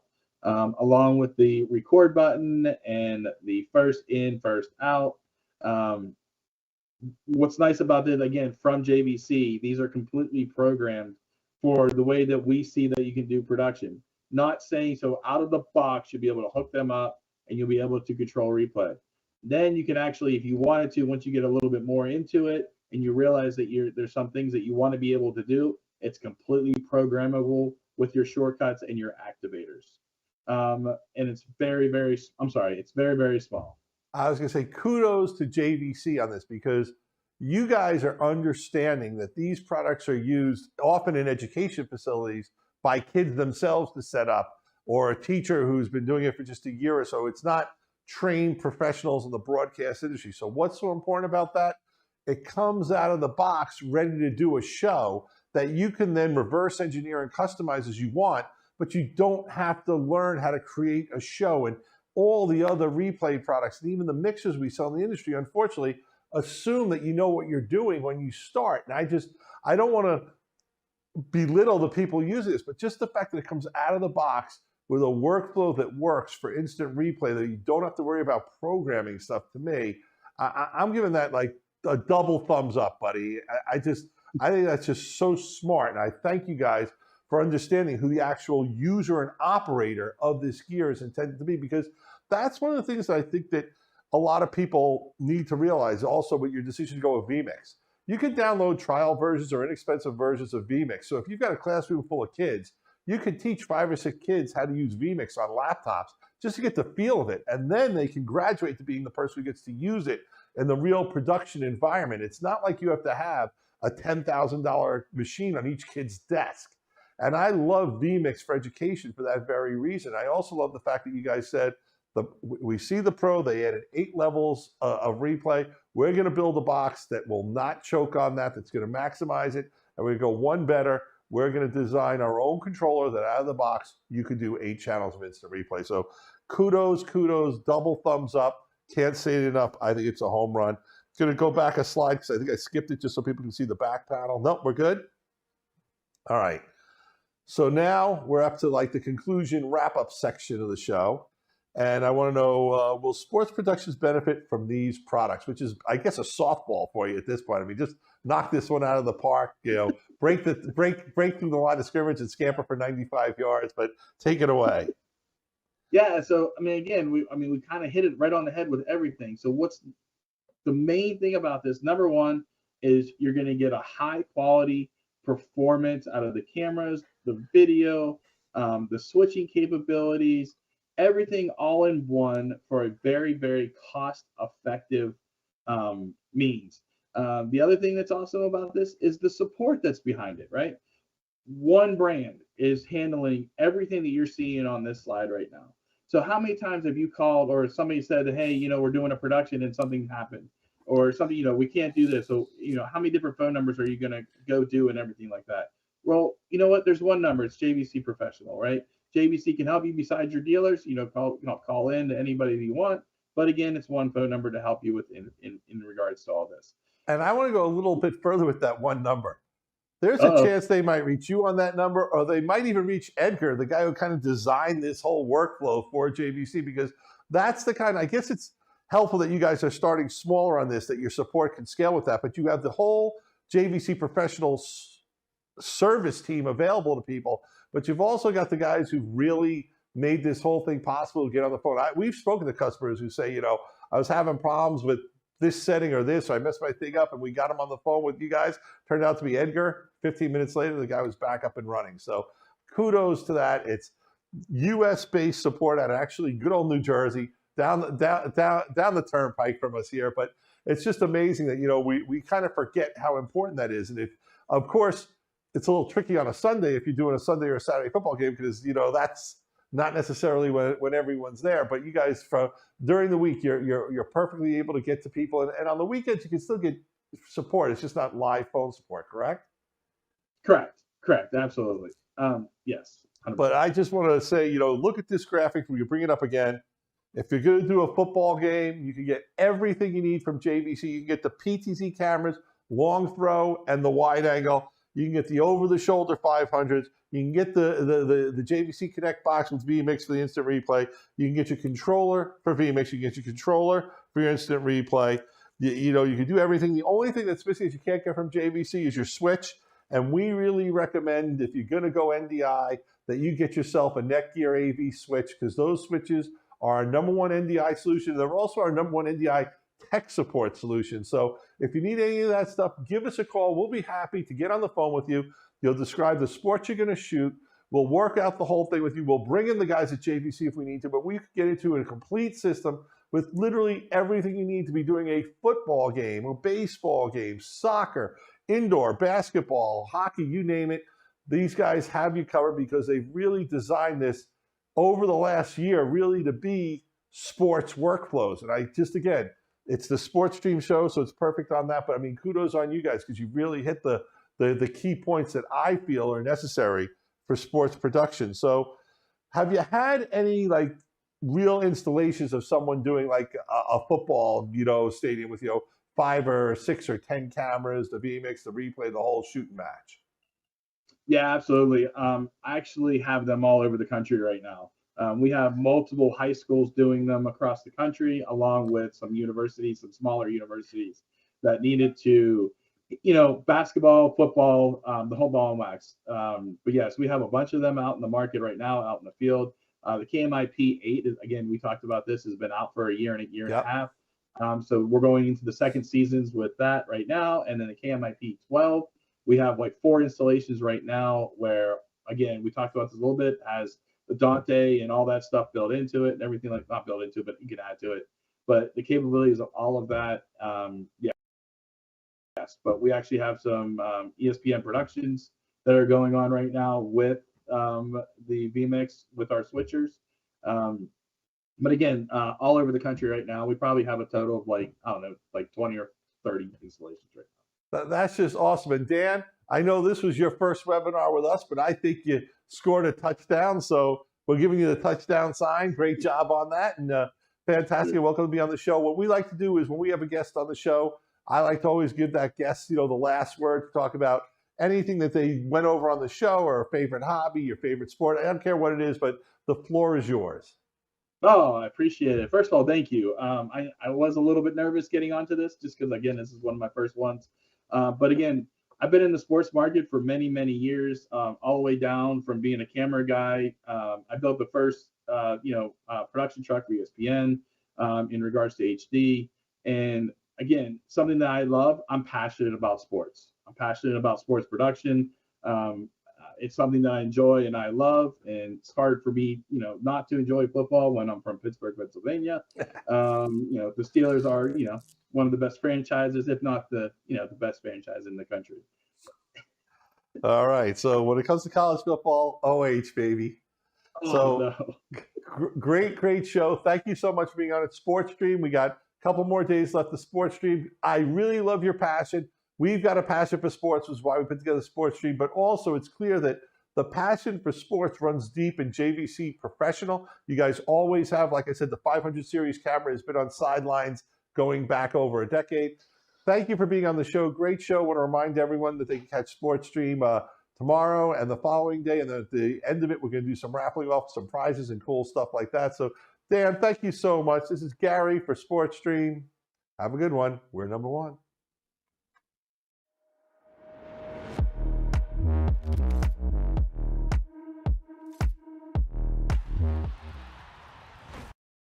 Hey everybody, that was a great interview with Dan Skirpan from JVC Professional Video, showing off their entire range, all the way from their PTZ cameras, their camcorders, all the way up to their production systems, their vMix production systems, their instant replay, their controller, everything to fulfill a sports production workflow. We saw some great questions come in. First, I want to say I'm super excited to hear, Nathan, that you are using the KM-IP12 in a couple different locations. That is a really cool workflow. And to answer your question, Hector, the KM-IP8, yes, it does come with the vMix pre-installed, and it comes with 1 year of updates and support as well. But you get to keep the license forever. If you want more support and updates, you will have to update that after 1 year. If it wasn't clear, the KM-IP8 is designed for 8 inputs at 1080 60 frames per second, and the KM-IP12 is designed for upwards of 12 inputs with 4K 60 inputs. The other question that came in from Chris asking, do the cords have to be connected to the cameras? And I'm going to assume that you are talking about NDI and using NDI with PTZ cameras or even camcorders like the 500 series from JVC. The short answer is yes. You will want to plug in a standard Cat6 Ethernet cable into your PTZ camera, and that will provide power to your camera and also provide video and control to the camera.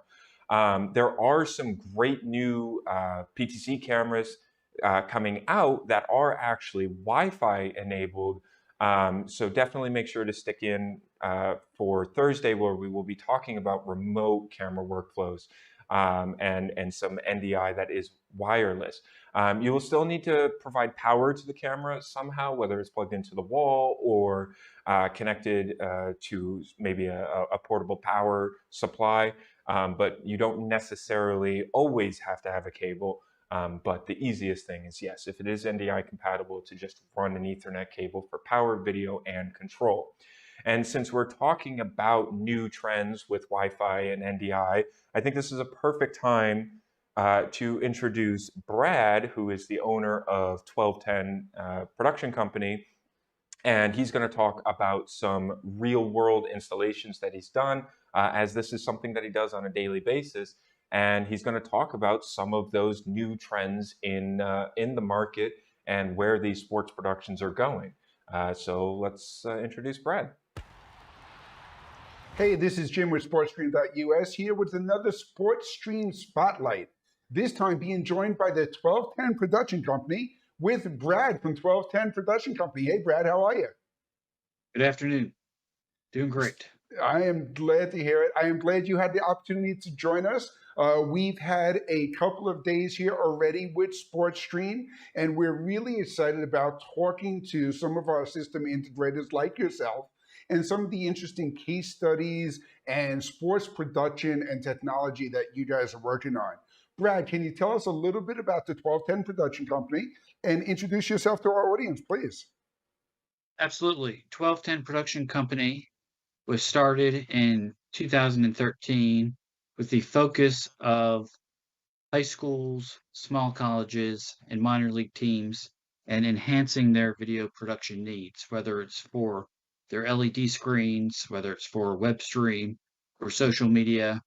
We're finding it to really be a whiteboard of creativity and interest with the evolution of technology, and not one project is going to be the same as the other. So we always view this as a blank slate of designing a control room to meet the needs of the end user, whether it is for an LED screen, where you're seeing more people do YouTube or Facebook Live to get their fans to watch it, whether it's for an away game or just trying to enhance for alumni to watch it. So really our industry has evolved a lot within those 10 years, just to see new technology, better technology, and how creative people can get the ability to show their creativity to people watching at home.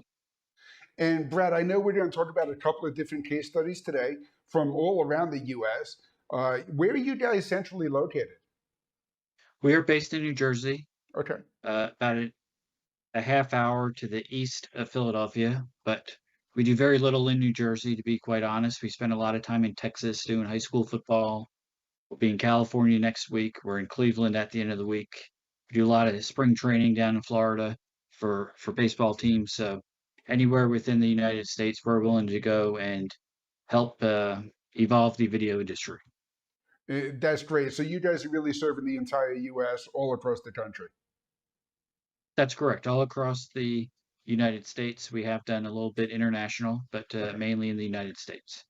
That's great. And you know, one of the things you mentioned in your introduction is a recurring theme that we've heard over and over again on SportStream, and that's the ability to do these productions and the broadcast to not only serve the broadcast audience, but the in-venue audience and social media, and how all of these different goals are kind of driving the content and the production projects themselves, right? I think having a clear vision as to what the venue wants to achieve ultimately is the first question that we ask. Because if you're going to produce an event for a web broadcast, that's going to look much different than if you're doing it for an LED screen in a venue. We'll talk a little bit later about Thorn Stadium in Aldine, Texas, and their video board is basically a 9 by 32 screen, and it's double a 16 by 9 ratio. And just the challenges of making content that wide looks very different than creating content that's going to go on a TV. So they basically, we hope that the clients can tell us what their goals are for the equipment, and then we can help them select the proper equipment and train them on how to use it to make it meet their needs and then exceed their expectations as to how strong of a broadcast they can have. Absolutely, and you know, it's a perfect segue to the first question I wanted to ask you, and that is, what are some of the common goals that your customers are coming to you with? I know we talked about the web streaming, the social media. We talked about fan engagement in the venues. I imagine you're hearing all of this, right? The the one that we hear the most is how do we increase our revenue? And most of the broadcast revenue on our clients is going to be driven by an LED screen. It's playing the commercials, doing the fan cam, doing the dance cam. Everybody in the industry will say, "Oh, we're doing the show or the game presentation aspect of it," and that can come with a very specific plan to get the people to smile and look at the LED screen. Absolutely. Once we achieve that, then it becomes okay. Are we trying to expand that horizon to a greater audience outside of just the stadium?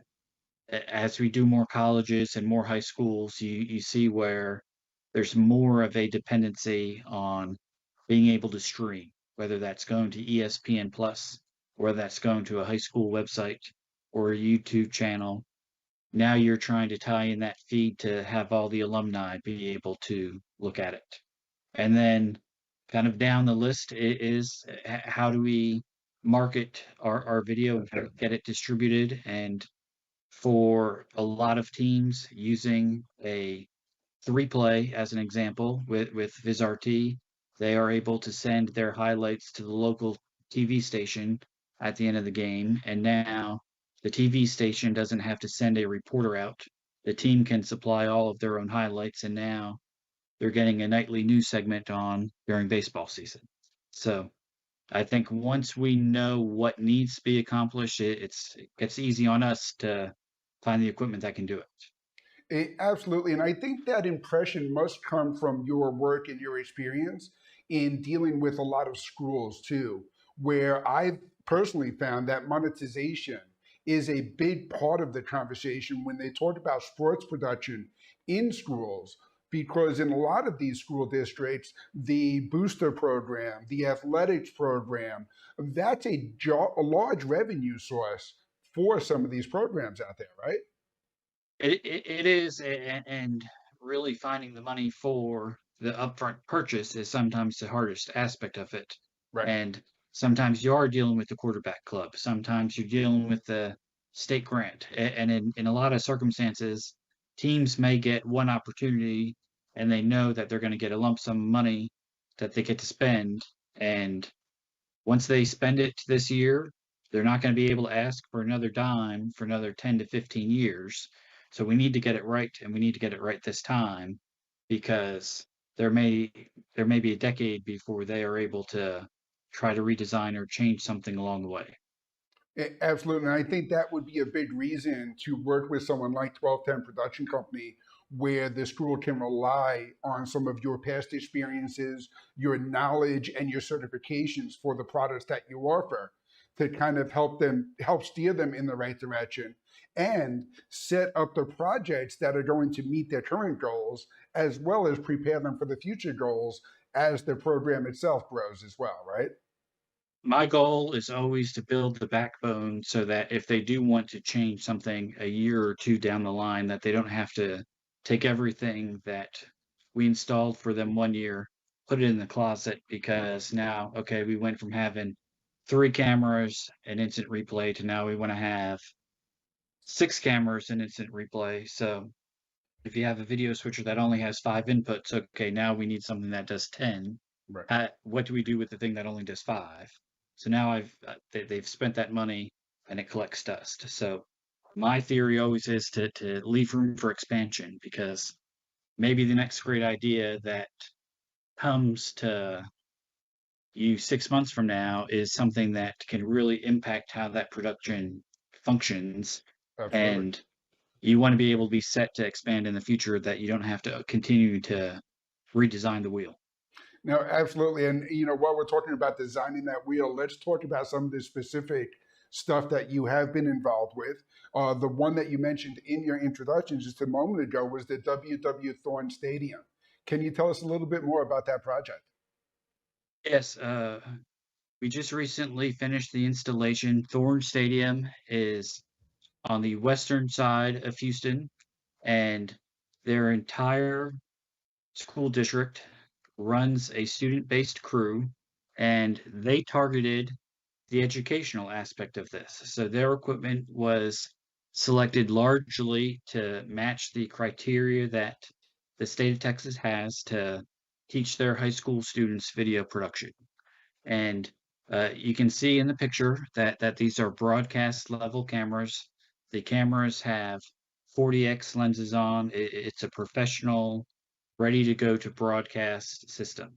Once these students go through the class, they're going to have the ability to be a freelancer on any broadcast crew that they want, because they're going to understand how to set up a camera.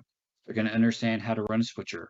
They're going to understand what goes into a TV broadcast. And this is our most extensive room that we've done.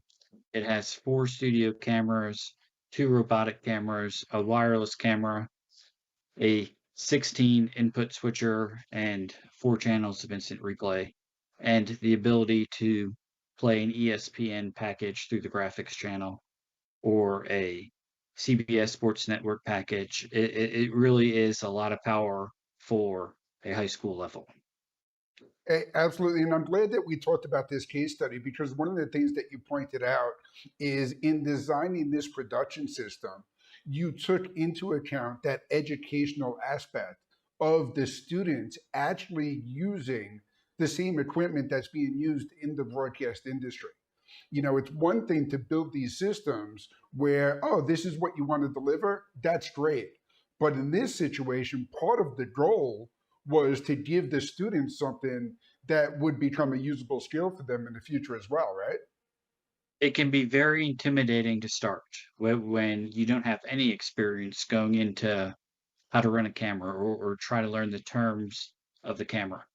One of the advantages that Aldine has is that they have had the same director of video for their football games for over a decade. A lot of times these video positions, it's a revolving door, because of how much work it is to go into it, but at the same time, high school football games in Aldine are played Thursday, Friday, and Saturday nights, so it's a lot of extra time to it.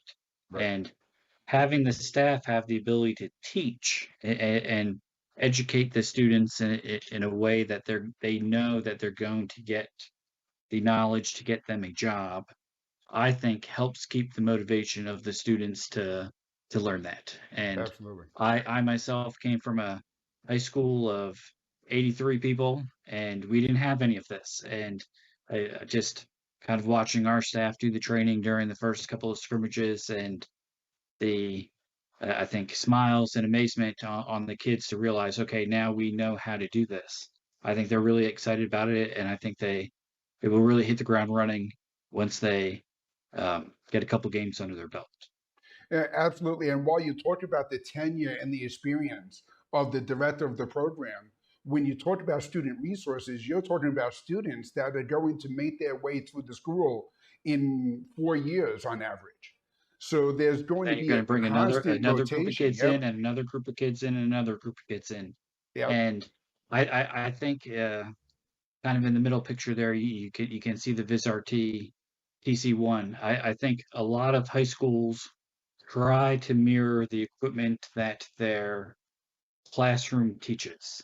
So as VisRT has a large portion of the market share within the high school classroom, you're Right. seeing a lot of athletic programs ask for that equipment to eliminate the learning curve, because the teachers and the students learn it in the classroom, and they can take that into the extracurricular activities and be able to do it for a football game. Absolutely. And I'm sure the wealth of resources available from VisIT directly, like the Viz University and some of their tutorial videos that are available online, all kind of help add to the program, especially for the students who do want to take it a little bit further and go home and teach themselves how to get to that next level and kind of stand out in the production space of the class as well. Absolutely. And Brad, the next one I wanted to talk about was the Boardwalk Hall at the MAC tournament. Can you tell us about this project? Yes. So we're at Aldine, it is completely run by their staff and their students. Every event that they have will be tailored to an Aldine program. The MAC tournament at Boardwalk Hall is more of a touring venue. So they don't have as many events that are required to have their staff run the equipment. For a lot of their concerts, the musical act will bring in the entire crew and bring in the LED screens and the video walls, and we really just accept one feed from them, and it'll go out onto the LED screen. Okay. The difference in that style of concert to what the MAC tournament utilizes is that the MAC tournament is being produced by the crew of Boardwalk Hall. So we selected the equipment to be a lot of Blackmagic design and VisRT gear, with the ability to basically have a lower knowledge base of technology that you would look to in a full broadcast room to be more universal, so that the crew keeps coming in revolving door as well, but it's a little bit easier to understand how to run a camera that is designed for more of a plug and play as opposed to a broadcast level system. Okay. So really the goal on this one is to be able to get that up and going quickly with whatever resources happen to be available on that day. That's right, because if they have a variety of crew rolling through, they may only produce an event in their control room once every 3 or 4 months. We've talked about that they do a race car event in their arena that they have once a year in February and March, and that their entire arena becomes a racetrack. And now they have to drop a wireless camera into the middle of the arena, because you can't have race cars driving around all your cables, right? So that was one of the challenges of their arena is how do we get the cabling inside the racetrack without connecting it in, right? 364 days, you don't have to worry about that. But when they turn it into a racetrack. Okay, now we're set for that type of a scenario. So the touring arena industry, I think, has kind of evolved from the standpoint that it's okay to be ready for a production crew to come in and handle everything themselves, and then they simply give us their program feed, and we can get it onto the screen. And Brad, one of the things you mentioned there, which I think is amazing, that has come up all week long, is we always take into account what it takes to broadcast a football game, a soccer game, a baseball game, because those are the sports that are common to a viewer on TV. When you start talking about racing events, fights, UFC fights in the octagon, or a boxing fight, or in a ring, or a racing event, they all pose unique and different challenges along the way. So your solution that does work 364 days of the year, it only takes that one day and that investment to change those needs and to kind of call time out and say, hey, what's the right equipment for that day? And how do we make it work for the rest of the days as well, right? And one of the main factors that comes into our design that we get asked a lot about is how do we process real-time data? Whether it's going to be a clock for the UFC that you had talked about, whether it's going to be how many jumping jacks you can do in a certain amount of time. Gymnastics has their own scoring platform. And kind of finding the way to parse that data really becomes the backbone of how you can expand to do those great pieces of content. And you kind of have to scratch your head sometimes when you hear some of the types of events that people want to do because they're not on our normal purview of information or the way that we think.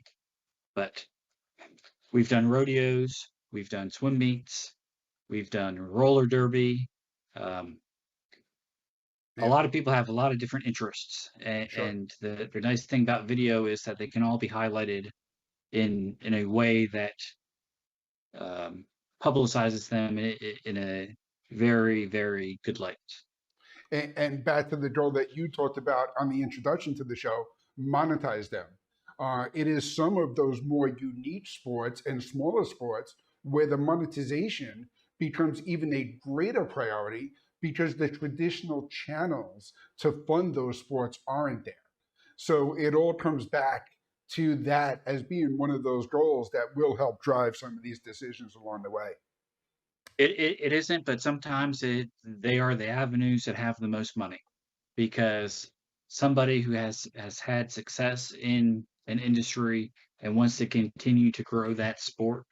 Right. I think the Olympic sports are seeing a lot more coverage now with ESPN Plus and college athletic conferences, digital networks, and I think the challenge is to not show bias to some of those sports. Is that everybody's used to watching the SEC network and NFL on Fox, and you're very biased on football and the NFL and college football, and then you kind of trickle down and realize there are a lot of other sports out there that need to be covered the same way, and that's how all of these conference networks started. Was they needed airtime and they needed to be able to show all of the sports. Absolutely.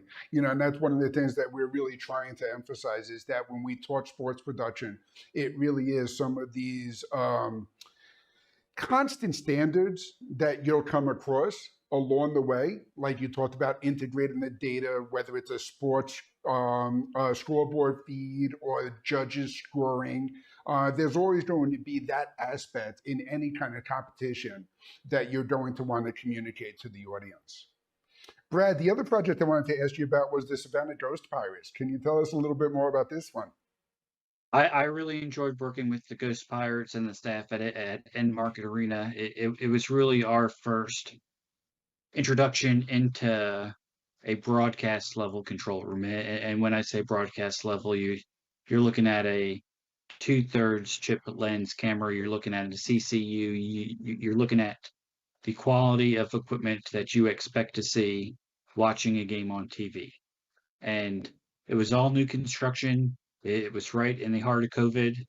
And Anytime you have new construction, it always lends an extra wrinkle into the venue, and their staff really embraced it, and they said we want to hit the ground running here, and they were able to pull some people from NHL franchises and kind of raise that bar, even though that they're only a minor league team. They approach it with a NHL fan experience, and you put the infrastructure in for hockey. I had a phone call with them earlier today. They're getting ready to do Monster Jam. They'll do Globetrotters. I was on their website uh, earlier today, and they just hosted a political rally with Vice President Harris last weekend, and it looks like it was their most highly attended event, to my knowledge, that they've had. I mean, standing room only. So you build the infrastructure, and once you have that, then it really helps set your venue aside. Absolutely. And I think that one of the goals with this one is not only the broadcast from the venue itself, but also that in venue experience all kind of being pulled together from that production gear, right? I think the in-venue experience is really the primary focus that most people come to us looking to enhance, because I worked as an end user for over a decade, and I always went to the sales staff and I said, listen, you get them in here the first time, and I'll get them here the second time, because there are a lot of venues across the country that don't have a major franchise within walking distance, or within a very easily attainable way to do that. And if you can show a 5-year-old on the screen eating ice cream, that kid is going to talk about that experience for the next 2 weeks to grandmom, to his cousins, to his aunts and uncles. Everybody's going to hear about how great of a time he had at the Ghost Pirates.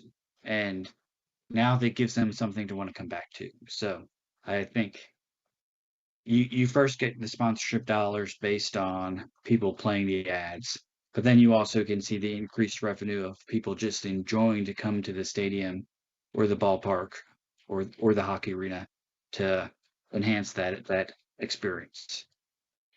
That's awesome. Brad, thank you so much for sharing these case studies with us. One of the questions that I do like asking all of our guests is what kind of trends, products, technologies, what are you seeing happening in the sports production world now as one of those just ongoing things that more and more people are talking about and asking about?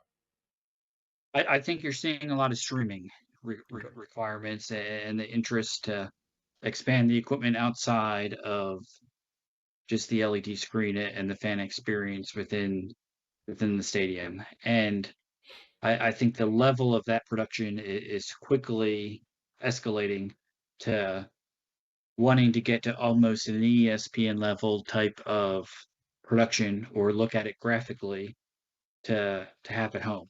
Now, it used to be, okay, maybe we would have 5 to 10 people watching a web stream, and our goal was always to, if they want to watch the team play, we want them in the stadium. Now you're seeing more where it's more common to have a fan base only go to a digital platform. How many baseball games a year are only on Apple TV now? Or how many NFL games are going to be on Amazon?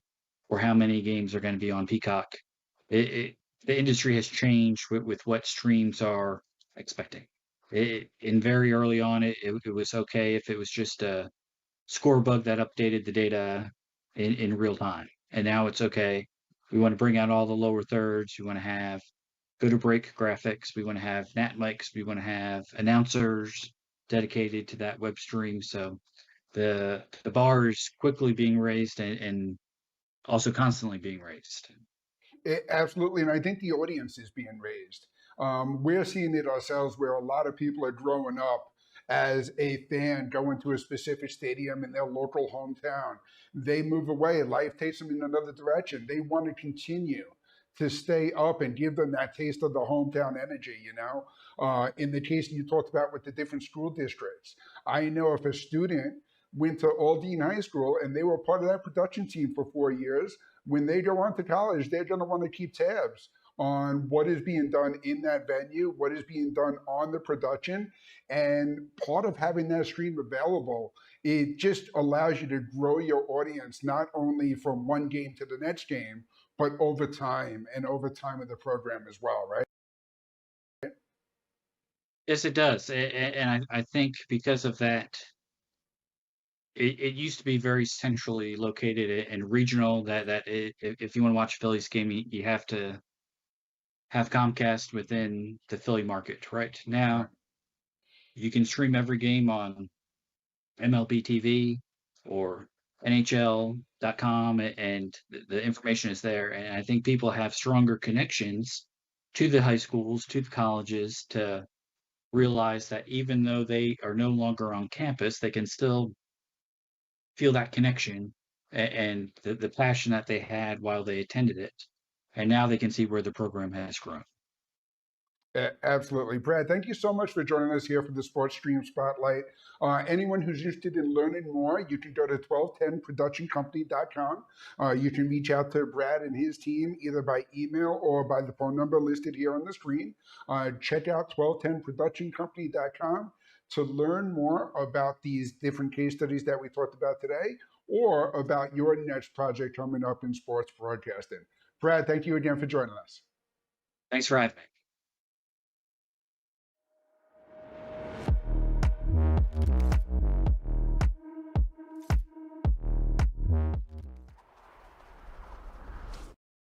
All right, so that was great talking with Brad from 12 Production Companies.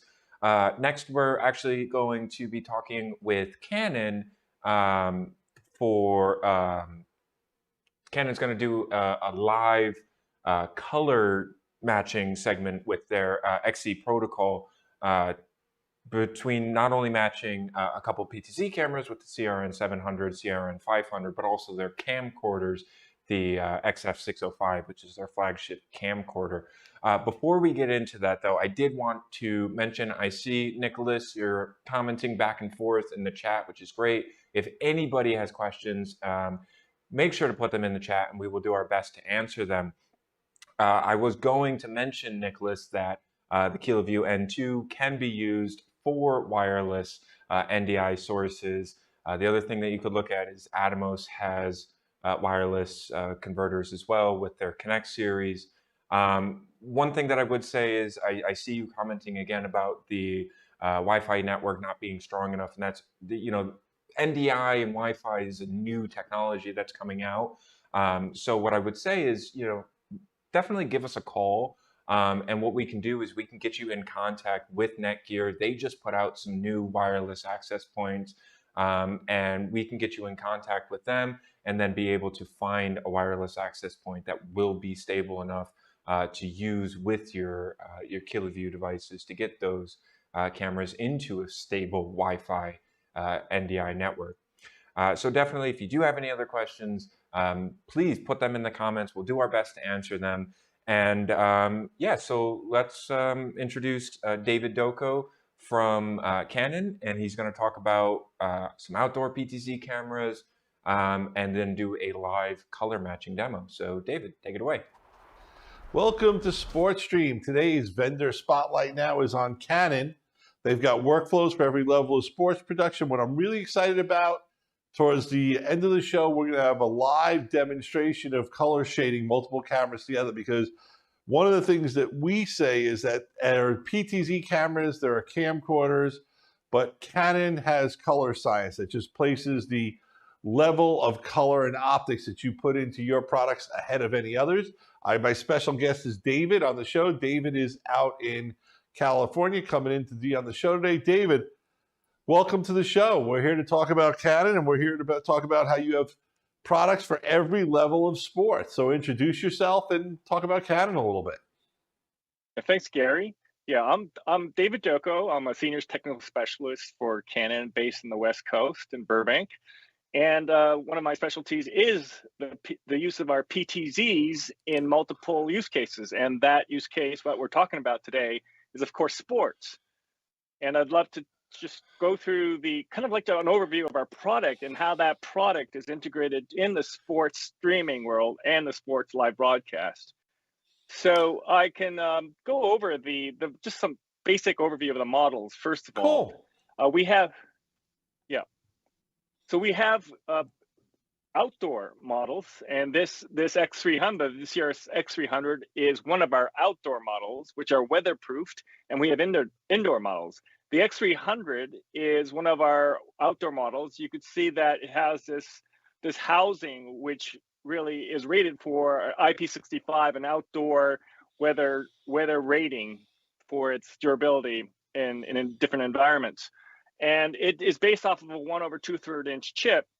It's a 4K sensor, and it can send out 4K at 30p, 10-bit 422 over its 6G connector, the SDI connector, or through HDMI. It can also stream 4K as well at 30p.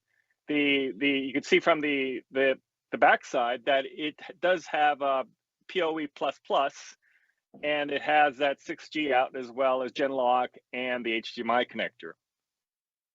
So the important part about weatherproofing, some of the other competitors will not have something that I think is very important, which is a windshield wiper. So you can activate that windshield wiper remotely from a controller or a computer, and that's really beneficial to get a clean slate basically in front of your glass. And that's great for snow and rain. Awesome. So it can be ceiling mounted, of course. It can be ceiling mounted, and you can reverse the image, which you can flip it.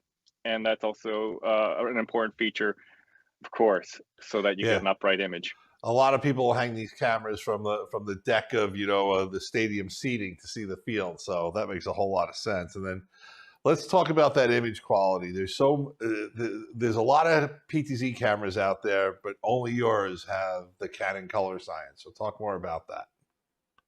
Right. So that Canon color science is driven by, of course, our processing engine. It has the Digic DV6, as well as some of our other models have that same processor. And that 4K sensor is a really high resolution sensor, and it really benefits, of course, from Canon optics. And that Canon optics is key because it's part of that color science. It actually shades the color to begin with. And so that's just the beginning of that pipeline.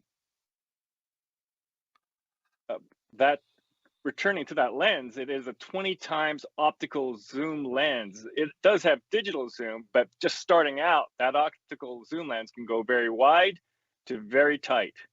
Nice. And as I mentioned, the SDI can send out 4K at 30p at 422 color sampling, same as over HDMI. And then for streaming, it can do the 4K 30p at 8-bit. Now, we also, of course, have our indoor models. Our flagship indoor model is the N700. It's based off of a 1-inch sensor, and it can actually send out 60p at 4K, 422 10-bit over its 12G connector, 12G SDI. It has a 15 times optical zoom. It's based off of, again, off of a 1-inch chip. And both the N700 and all our other models have a really superior optical image stabilization system, which will really benefit sports, especially when these stadiums, these platforms are going to be shaking a lot, and you're going to benefit from that. So the 12G connector is important, but you also get a 3G connector on the N700, which gives you the ability to send out a dual crop, like a full frame and a crop image simultaneously. That's important for streaming or recording, and it does give you a DC XLR power as well as PoE++, just like the X300. You can power everything over a single cable and have data over that same cable with PoE++. And it can send out 4K at 60p at 422 10-bit or over HDMI as well. And through streaming, it's again 8-bit at 4K 60p, however. Cool. Talk about the dual pixel CMOS. Sure. The N700 and the N500, its little brother or little sister, has the same 1-inch chip, 1-inch sensor, and they both benefit from our dual pixel CMOS autofocus technology, which really nails the focus on heads and faces. And with the N700, it also has the benefit of eye detection, so it can really hone in on the eye, the closest eye, for focus. It's a famous shared autofocus technology with our photo cameras and our cinema cameras. The N500 is the little sibling of the N700, and the difference is that it does not have a 12G connector. It only has a 3G connector over SDI, so it can send out HD at 60p. Internally, though, it can send out 4K streaming, or over HDMI, it can send out that 4K 30p. And it also benefits from the digital processor, as I mentioned, as well as the Canon optics, the dual pixel autofocus. Really, a lot of similarities with the family of Canon PTZs and cameras. And I think that similarity is a strength. Sorry, it's hard to get that, because you can mix and match these Canon cameras. You're always going to get that great Canon color science, that great optics, which really, it's what separates. These are broadcast level PTZ cameras is the best way I can describe them. Absolutely. These are really ideal for professional applications because the accuracy of not only the autofocus, but the color, the whole system, the whole pipeline.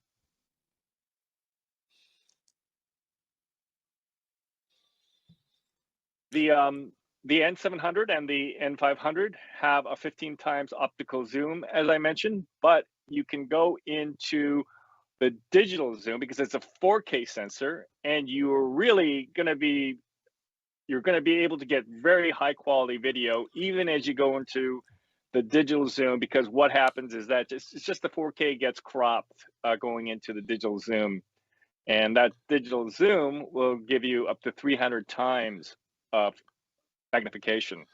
Sometimes we're a little hesitant, especially for sports, to tell someone to flip into the digital zoom mode, because a lot of cameras, that's where they kind of get pixelated, break up, gets fuzzy. You guys do it right. And I don't know if it's the sensor, the color space, how you do it, but your digital zoom just still looks really, really good, even on a fast moving object. So you guys obviously know what you're doing when it comes to image quality.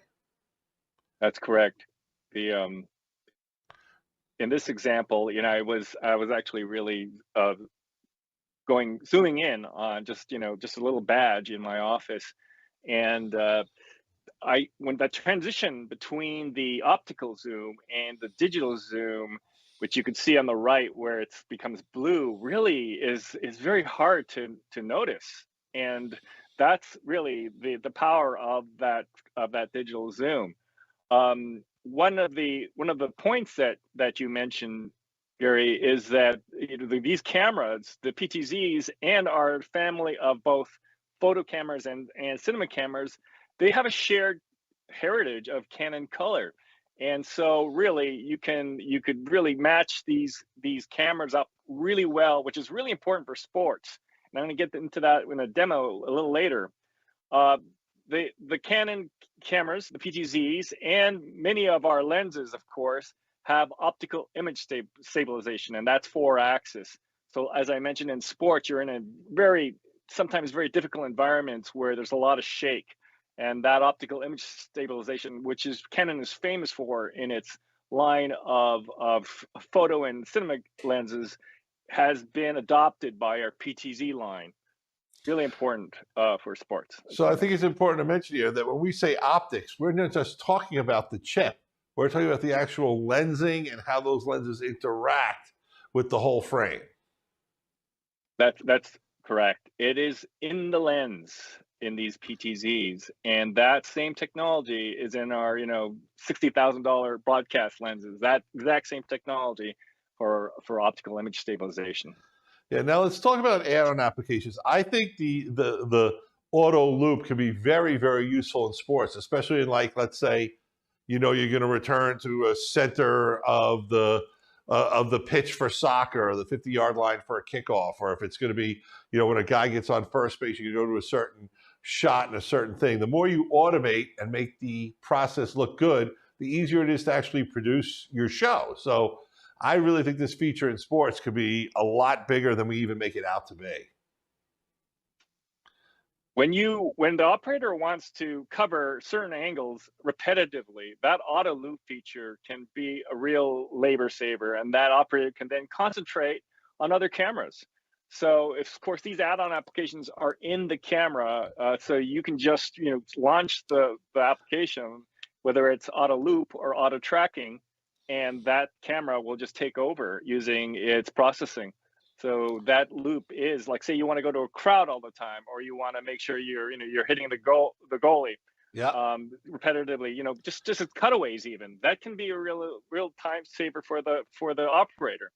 As well, auto tracking, of course, is a really important part of both sports and presentations and events. And I think during the video that the use case video, you're going to actually hear people talking about that. Now let's shift gears a little bit and talk about your new controller, which I absolutely love. When you're talking about sports, there's PTZ controllers, which have great functionality and features, and there's PTZ controllers that really have that touch and mechanical interaction with the operator where you really feel that you can track sports with it. And that's where this controller really takes it to a whole nother level. So talk about that a little bit. Sure.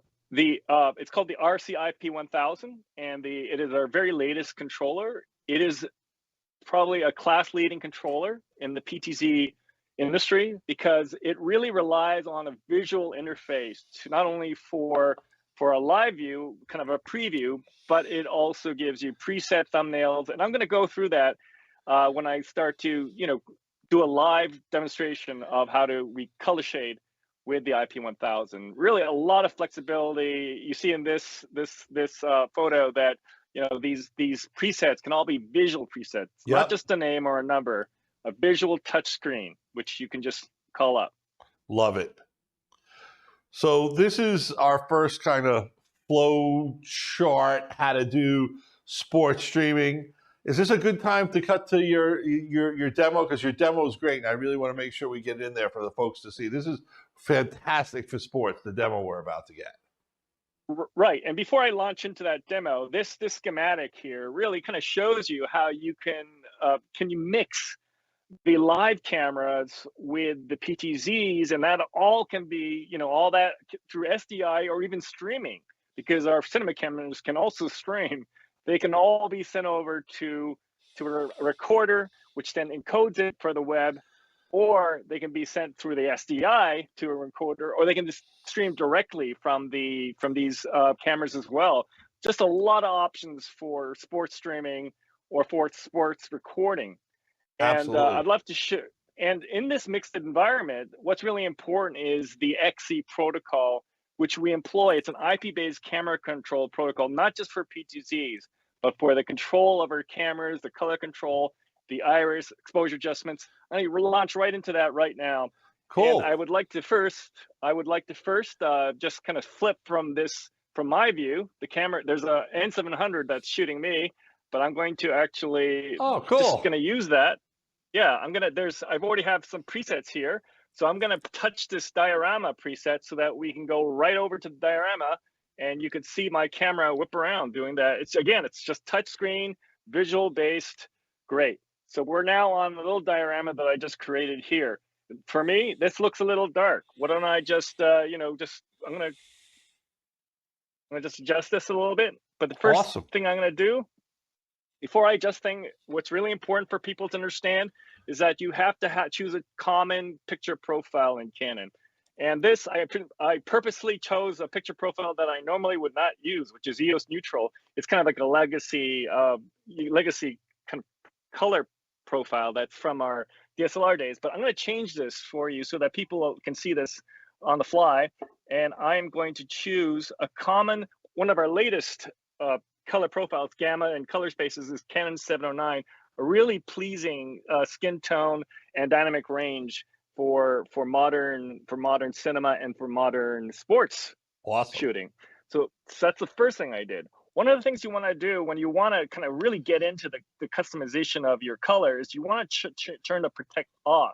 what this does is that you can then adjust the matrix. I'll leave it at neutral, but if you really want to get into it, you could, with that off, with that protection off, you can then really do color matrix changes and really get deep into the woods for your customization. So we are now in Canon 709. Great. I can now leave that. I'm going to go into the picture mode of the camera, the picture controls. You can, of course, also get a preview on your LCD screen. Really great. You see the waveform there. Just a lot of tools ready available on your IP1000 to help you adjust your image exposure. But here you get this numerical dial. And like I said, it looks a little dark to me. So I'm going to just raise the gain on this so that, so I'm going to raise the gain to like 9. I take note of the color temperature, 4080. And I take a note of like the f-stop.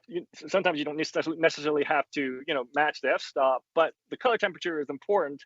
I'm going to take a note of that. I'm going to take another look at what I'm seeing here. Okay, that looks a little better. Of course, this is over streaming, so it might look a little crushed. But however, to me here in my studio, it looks a pleasing image, and then great. So let's match everything else to this camera here. Cool. I'm going to go over to my control. And I'm going to now flip over to our EOS C500 Mark II, a full frame cinema camera that's just sitting right behind me. And that picture here is on purpose completely blown out. So the nice thing about what you're seeing here is that you see the image parameters that I already have. Obviously, the color temperature is way off. I'm going to just adjust this with the controller so that let's just start with color temperature. And just match that to the N700. I'm going to adjust the gain. It's way too hot. Way too hot. That now it's 0 dB, and you can see all this being done remotely. And I'm going to now just open up the iris a little bit so that it looks, oh, wrong way.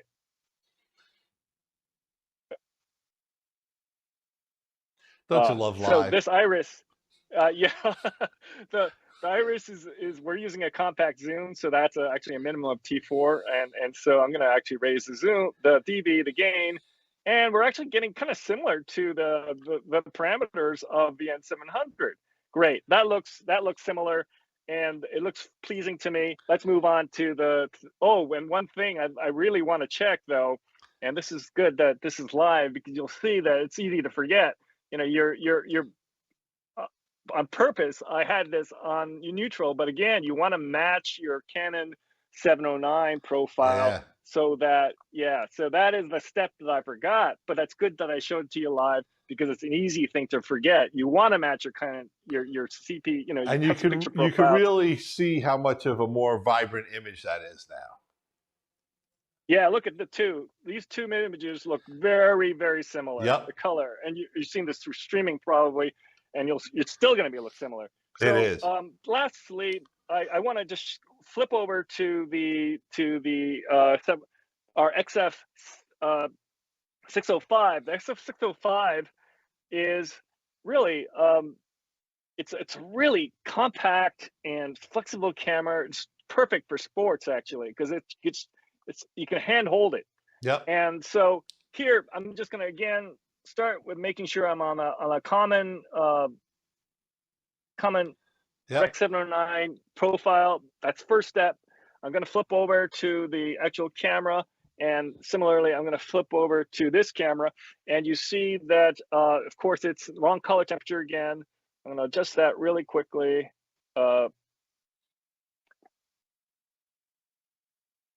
That's close. And then I'm going to, it's the iris that is actually. There you go. Yep. Yeah. And I think that's it. A little more. And here, okay. Yeah. So, there we go. And I'm going to, the one thing that people don't realize also is that these controllers can control the zoom on these cameras. So you can actually just place a camera, in a stadium, and you don't have to have an operator there. You can actually zoom and iris control as long as you get the right angle. You of course you want someone there to actually move the camera, but these controllers can zoom in and zoom out and change the iris for you remotely. So yeah, that was just a very quick demo, and just to to really kind of tell people, show people how you can Dave, that use was a controller. really awesome, because I think you showed off the controller, you showed off the range of cameras that you mix together, and also it really shows that there's a whole nother level of color science and color visual, imagery that's going on, and not, sometimes you don't have the budget for it, but if you've got the budget to do the job right, Canon's got the right cameras for the job and the right tools and the right controller. So I brought up this connections diagram because I know you want to talk a bit about that. So let's switch gears a little bit and talk about that before we get to some case studies. Yeah, the connections diagram, again, is another example how integrated we are with our different cameras and devices to really utilize not only the XC protocol, but also this Canon streaming support. And this connections diagram shows that we can control our cameras with XC protocol, but for the streaming, all of our PTZs can utilize RTMP, SRT, of course, NDI. That NDI can then be either sent out as NDI or decoded and sent out with a decoder through SDI. Just a huge number of options. The XC protocol is not a streaming protocol, by the way. It is for your audience to understand. The XC protocol is a control protocol, but it does provide an IP preview like you saw on the controller. Yeah, guys, can we bring this up full screen? Because what I like about this is actually, I like the side of the video, the screen, because we're actually showing the different cameras, the EOS, all the different PTZs, the XF605s, the EOSs. It's really a great way to see the camera range that's out there and pick the camera that you feel is right for the job with full confidence that you're going to get that same level of control, color science, and the ability with the XC protocol to operate it all remotely. And I don't think any other camera company can claim that. I think in these examples with the sports use cases, you'll see so many people are just mixing the whole environment up, and that's, I think, where we are very strong. And then of course you're using NDI-HX, which we're big fans of NDI for IP, working connectivity and all that good stuff. So thank you for supporting that, and that's very cool. Now, is NDI-HX in the full line or just a couple of the cameras? It's in every one of the PTZs now. Awesome. All the way down to our our entry-level N100. Cool. SRT is a big up-and-coming thing that's very important, and I think as you get into higher-end productions, SRT becomes even more important as you start using REMI workflows where the operator isn't remote where he's in the stadium in a control room. He's remote where he's on the other side of the world sometimes. Yeah, the SRT is it is a very important protocol, and all our PTZs support it, again, all the way down to our N100, no licensing fee, and really a superior protocol for streaming over the web. Awesome. So we're getting some use cases here. We've got some sports. Looks like it's women's field hockey to start with, and tell us what we're looking at. So the use case really just calls into the ability for especially the X300 to be used in the field for that, and you can control these cameras, of course, not only with the controller but with the applications that you can just install on a laptop or a PC, and that subsequently can be streamed. The PTZs can stream to the web or can be recorded from the SDI video. Okay, now this one is with the N700s, the auto matching of boxing match. We actually have a video clip we're going to play now, guys. Cool, so let's roll that video. And are we going to talk over the video or listen to the video? All right, we're going to listen. Here we go. Video Destination is a live streaming production company. Today is going to be a pay-per-view live stream of the AFL Saturday Night Fights. AFL is a Muay Thai and combat sports pre-professional league focused on promoting athletes on the East Coast. We've been in the Canon family for years. We were using Canons prior to this with their cinema series. We kind of saw that Canon was going into this world of PTZ cameras with the release of the CRN 700. What's nice, which made it very easy to match with our cameras, is the fact that it does log, so it meshes well together. There's a lot of action. You need to have camera coverage all the way around. The PTZs allow you to be very inconspicuous. The auto tracking licensing was the game changer for us. As far as usability, it's very easy. This is just the tip of the iceberg. For this technology, professionals are going to really be blown away. Every camera operator will now be a director of photography. I want to thank you. This was a really great show on the SportStream, on the Canon, featuring all these great success stories, the features, the cameras, the color science, the controller. Your live demo was phenomenal, so thank you very much for that. When we do a show, I always like to give my guests the last word, so the floor is yours. Talk about anything you want to talk about to conclude today's show. Thanks, Gary. Just wanted to kind of summarize, some of the key points of that, the sports use video. And that is that they are actually using auto tracking with manual targeting a lot of times, but you could use auto targeting to select the subject that's being targeted, the athlete. And that's, part of our add-on application system. And as you could see, they were really mixing up live cameras, handheld cameras with operators and PTZs in an integrated environment. And that's what really makes Canon PTZ technology and our cinema technology as a whole through XC protocol very strong. So yeah, thank you very much for this opportunity to showcase our technology. David, great job, great demo, great overview of the product line. Remember, you can give us a call, you can email us, and we'll help you tell you about these products and learn more. I hope everyone's enjoyed this episode on Canon as a vendor feature on our SportStream. Dave, thank you very much. I'd like to end the show with a little we're number one and a high five, so give me a high five for doing a great job. All right, there we go. Thank you, everyone. Thanks, Gary.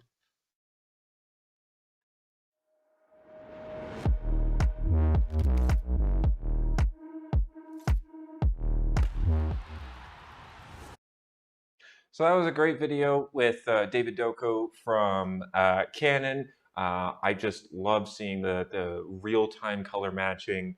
I saw a couple comments come in with some users that are using Canon CRN 300s, which is fantastic to see. Glenn, you asked about what the best controller for a CRN 300 is. I'm going to say you can't go wrong with either of Canon's controllers. They have the RC-IP100 and they also have the RC-IP1000. Now, David talked extensively about the RC-IP1000 in his video, in that video.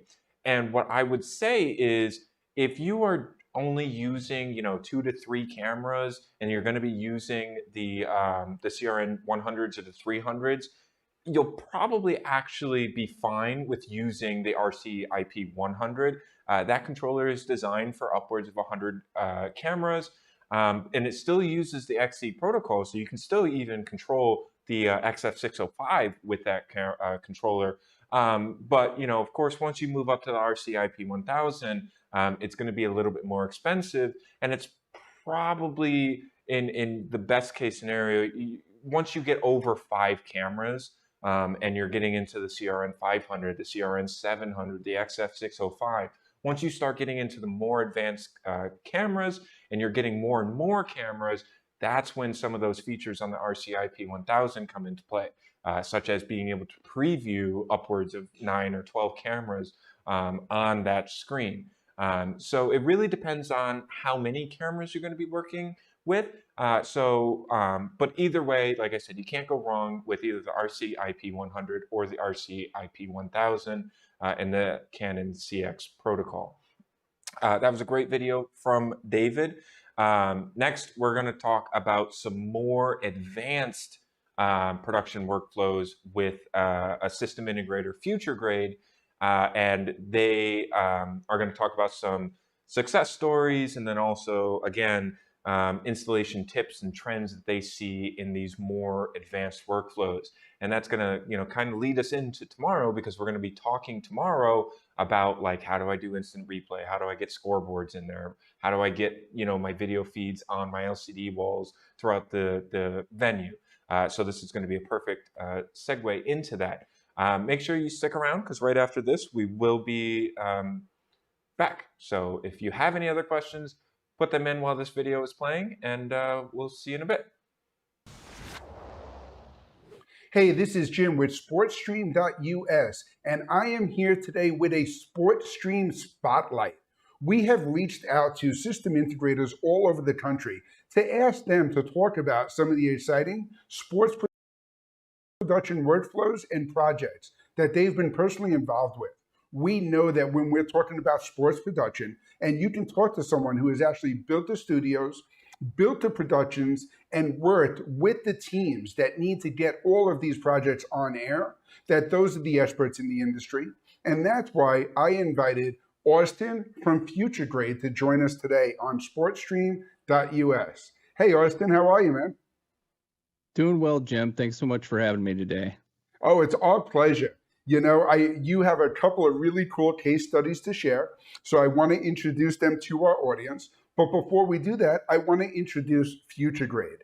Future Grade, your logo, or your motto, I should say, is that we build state-of-the-art live production studios. So Austin, do me a favor, take this opportunity to introduce yourself and Future Grade to the SportStream audience.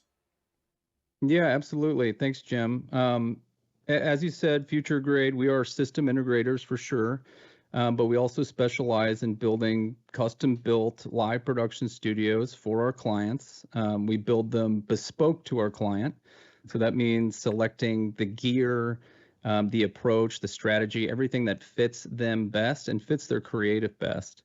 And that's kind of, what we really pride ourselves on is working closely with them to understand, what technology here is going to best fit their programming and what's going to elevate their programming. And beyond that, we do our best to help our clients monetize their, content, to help them reach all their channels and ultimately to grow. That's the goal here. So that's great. Absolutely. Austin, what part of the country are you in? Yeah, so we're based in Los Angeles, but Okay. we definitely operate all over the country, and we have. And we operate all over the world as well. We've worked with Intel for a number of years. We've worked with the Olympics. So, we've been to Bali, Poland, Australia, wherever the job takes us. And obviously we love traveling too. So, Okay. that never hurts. But yeah, we're available and love doing it. And I think that's one of the interesting things about the sports production space is that it really isn't location specific. If you start building out a production studio for a specific team, that team is going to take you all over the country, just in a natural schedule of what their games and what their requirements are. When you get involved with a broadcaster, like one of your case studies we're going to talk about today with ESPN, College Game Day is a specific entity that travels all over the US. And I know when they show up in a big college town in the SEC or the Big Ten, it becomes a national holiday for that school to welcome game day into their broadcast. So to work with a system integrator that has that travel flexibility and availability to handle the production needs is really a big value in the sports production space. So Austin, I want to kick it off by asking you about some of the common goals that your sports clients are asking about, and some of the products and technologies that you're integrating with them to help solve some of their challenges, needs, and to help them meet their production goals. Yeah, absolutely. Obviously there's a number of different goals and so much new technology out there to unlock, new abilities and new creative for our clients. One thing we're seeing a lot, of course, is that, traditionally this programming might hit TV or hit broadcast, but now we've got a plethora of new channels, we need to attack as well and have this content ready and available to publish as it's being shot. And that might be for Instagram or for X, obviously YouTube, and, building the workflow so it's seamless to go from basically one show, 1 hour of filming, whatever it might be, but have all these different segments and pieces of content ready to go, being edited on the fly, ready to publish. That's, the bar has been set there. And I think some of these, top creators, athletes, they've set the bar. So that's what our clients want, and that's really what they need to compete now. You need to be able to be multi-channel and to do it quick, because the sports world is based on news, based on highlights, and it all happens fast. So That's Absolutely. definitely one area. I refer to a sporting event as the ultimate reality TV show. Everything is happening in real time, and the quicker you can get that information out there, the better off it's going to be.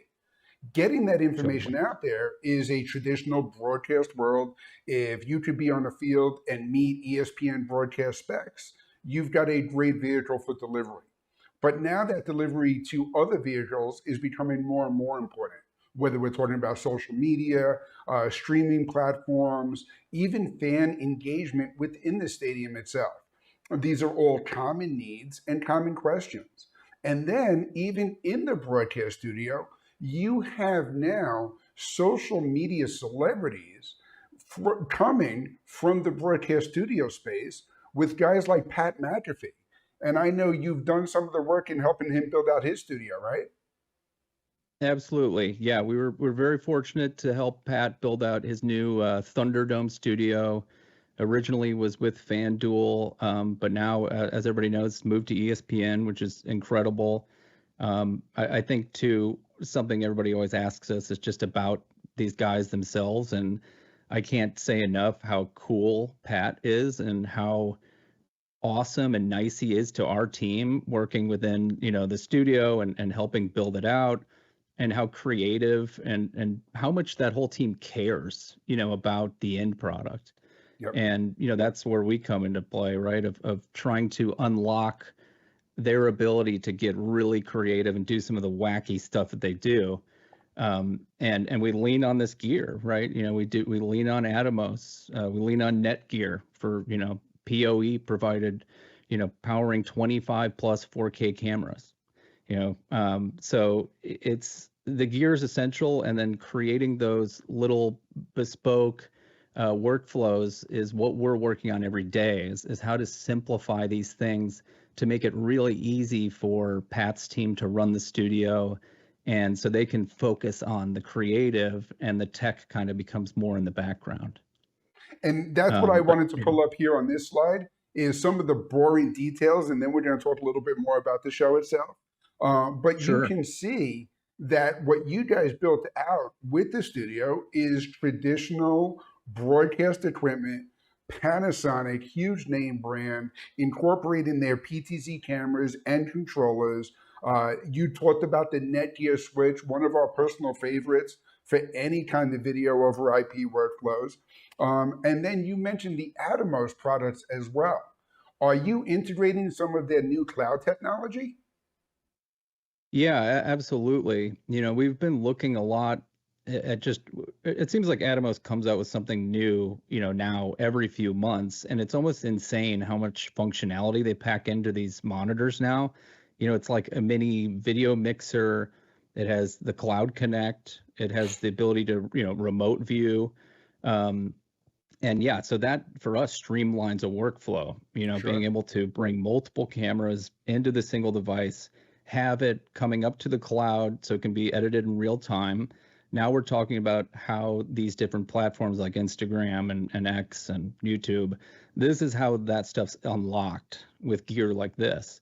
So Absolutely. they're making our job easier. That's how I look at it, because otherwise we have to build it ourselves, which, it is pretty hard to do unless you're a massive, engineering company that specializes in that. So yeah, I mean, I just can't say enough how impressed we are with Atomos, and then, I would say Teradek as well. The Prism was, I think, the first time, it was really early days for the Prism when we integrated it into Pat's studio, and that unlocked the SRT capabilities of bringing that show onto ESPN, so that during college football, they could do their ride along, programming, Pat could, that would go on ESPN2 or what, wherever it was at the time, so that you could actually be inside the studio and watch the game with their whole team, which was so cool.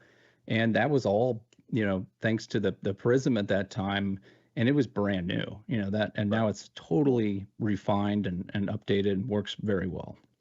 Awesome. And what I love about the case study too is Pat McAfee is one of those guys that is a content creator that had a vision for how he was going to broadcast his show. And because of the production quality and the fun things like you mentioned that he would do throughout a broadcast, That helped him gain popularity a lot, mainly through social media, that then brought him into the broadcast space.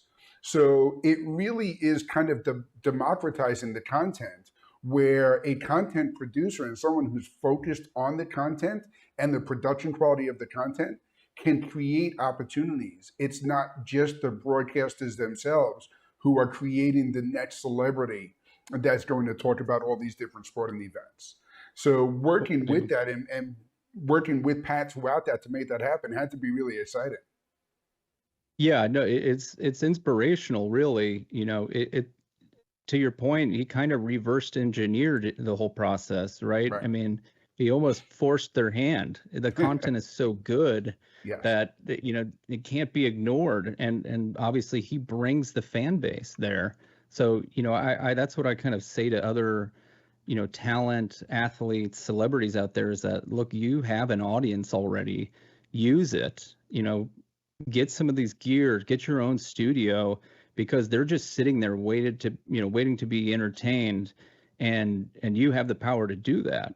Especially with media, the way media is decentralizing, it is not just traditional broadcast anymore, like the news and everything else. I mean, to be honest, it's kind of, you know, it's going into our hands, which couldn't be more cool. And he paved the way. I mean, he's just, yeah, a huge inspiration and very awesome to work with. And yeah, I can't say enough good things about that whole team.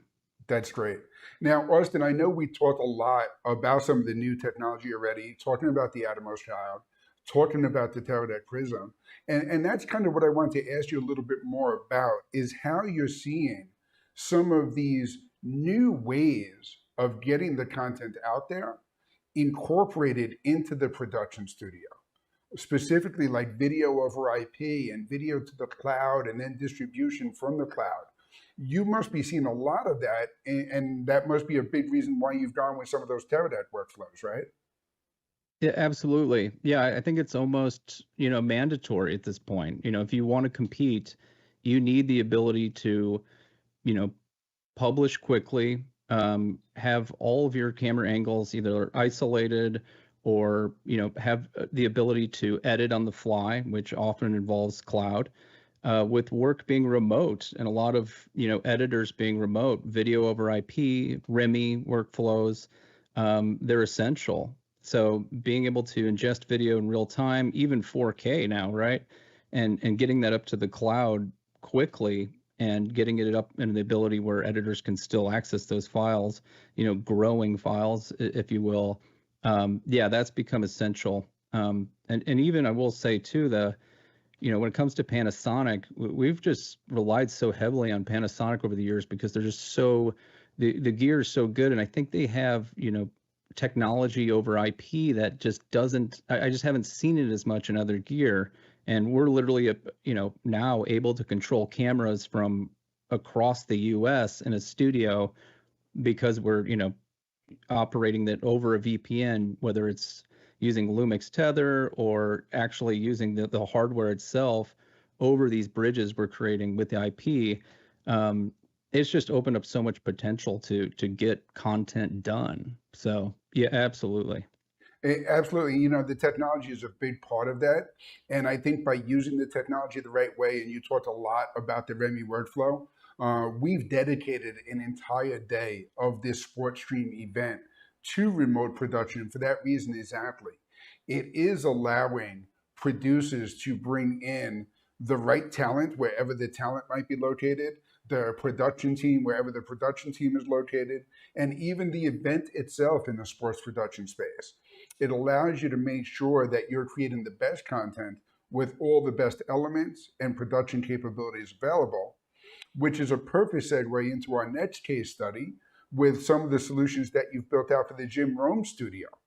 So Austin, on this one, I want to start with the boring slide. Let's talk about some of the products and some of the specs that you built out here. Totally. Yeah. So, you know, another instance of just, you know, kind of a pinch me moment of, you know, building the studio for Jim, now leading, you know, programming on X, a guy I've watched my whole life. But again, relying heavily on, you know, Netgear And knowing that we can deliver power to our cameras reliably and still get data back, and only having to deal with one, cable for that is just such a game changer. Yep. Same thing happens with, looking towards things like SMPTE 2110, but it's not necessary. I think for so many of these smaller studios too, that we can get these things done, and at a better price point, I should say too, with the Netgear solutions, which we love them. I mean, those cameras, including Pat's studio, Jim's studio, they've been on, to this day, and that's running 6 or 7 hours a day. That reliability is so important. I mean, that's less phone calls, less headache, and we've just been really impressed. And Jim's studio, again, another place we use the Prism, another place we use Atomos monitors. So it's kind of, once we build a great workflow that we know works, and this gear, they keep improving it, we stick with it, because it's reliable, and it's shown that, it's unlocked that new functionality that these guys need. So yeah, it's, if it ain't broke, don't fix it. And not even just that, but they keep improving it. Right. It's hard to keep up with all the new functionality they have in there. So thank you to those gear, providers, because and their engineers, because they're unlocking new creative opportunities every day. But I also think that's the important part for a content producer like Jim Rome or Pat McAfee to call up a company like Future Grade, is that they are benefiting from your experience with these different products and solutions in the industry, where you mentioned the Panasonic cameras and how well they work for you and how reliable they are. It's a reason why they're one of the flagships in the industry, and they're also one of our sponsors for SportStream. And it's because of the way they work in these applications, and that a content producer can rely on now getting the message out there. They don't have to worry about how it's done. They get in front of the camera, they become the celebrity like Jim Rome is. They invite their guests on, like Dana White in the screenshot here. And I'm sure that's a very animated conversation that is going to go out to a very large audience. And you want to make sure that stream is going to be reliable and is going to be just as entertaining, whether you're watching it on a new format like X or on a previous broadcast system like ESPN. So that's becoming one of those recurring themes throughout a lot of these different case studies, right? Absolutely. And I think, to your point, what you mentioned earlier is that, these vendors, they listen to us too, which is great. We talked to Panasonic, we talked to Teradek, through the early Prism days, and we help them, know what our clients want. And then that way they can go back and make the adjustments. And I think for us, that's a huge, sign of who we can rely on, and what gear we want to choose, who's going to invest into us as we invest into them. And for them, it's probably some of the most valuable knowledge you could possibly get, right? To know what your customers want. So it really is a win-win. And we really do appreciate, some of these companies that we're talking about, how much they look to this system integrator for that advice, for that feedback, and then they actually do the work. Absolutely. Absolutely. You got to be willing to roll up your sleeves and talk to the people that are out there working with the equipment day in and day out, which brings us into the other case study that I talked about a little bit earlier on the opening for the show. You guys were involved in helping College Game Day build out a Sprinter van to create an even special experience when they roll out into different cities, right? Yeah. This one's super fun because, to your point earlier, being on the move, right? Being able to produce really, tier one, industry leading cinematic looking content on the go is pretty cool. And then you bring that to the college campus, and not only are you getting, Tim Tebow and Adam Schefter into the pod and into the van, but you also have this cool on-site experience with the van itself, which people love to come up and look at, and you can tailgate, and there's all sorts of fun things being planned around it too. We're actually on the road with them right now. Again, some of our engineers doing College Game Day, this whole year coming up. So Right. Look forward to another awesome year of that. And again, we rely on those same workflows that I was talking about earlier to ensure that this thing that it gets some wear and tear, right? I mean, it's driving constantly around the country. So the fact that everything works and when we show up in the next city, it's still going strong and the content's, maintains that similar look throughout is so important. And again, that goes back to what gear we're using. Absolutely. And isn't that a special consideration when you know that you're building that gear into a production van that is going to go from city to city, is going to be exposed to these college campuses, and you need to make sure that that is going to be just as reliable as if it was a controlled studio environment. And not only do you need to know that it's going to be reliable, but that you can access it remotely in the case of something has to be fixed or updated or to have the production going on a regular basis, right?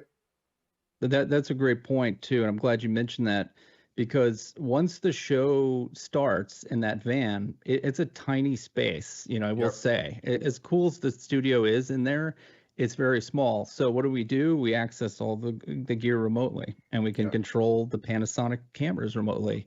Like I was talking about before, we can access video mixing, we can access the Atomos monitors, and basically to the point where the talent can just be the talent. They don't have to worry about so much of the technical rigors that we do because we can monitor it at any time, no matter where we are.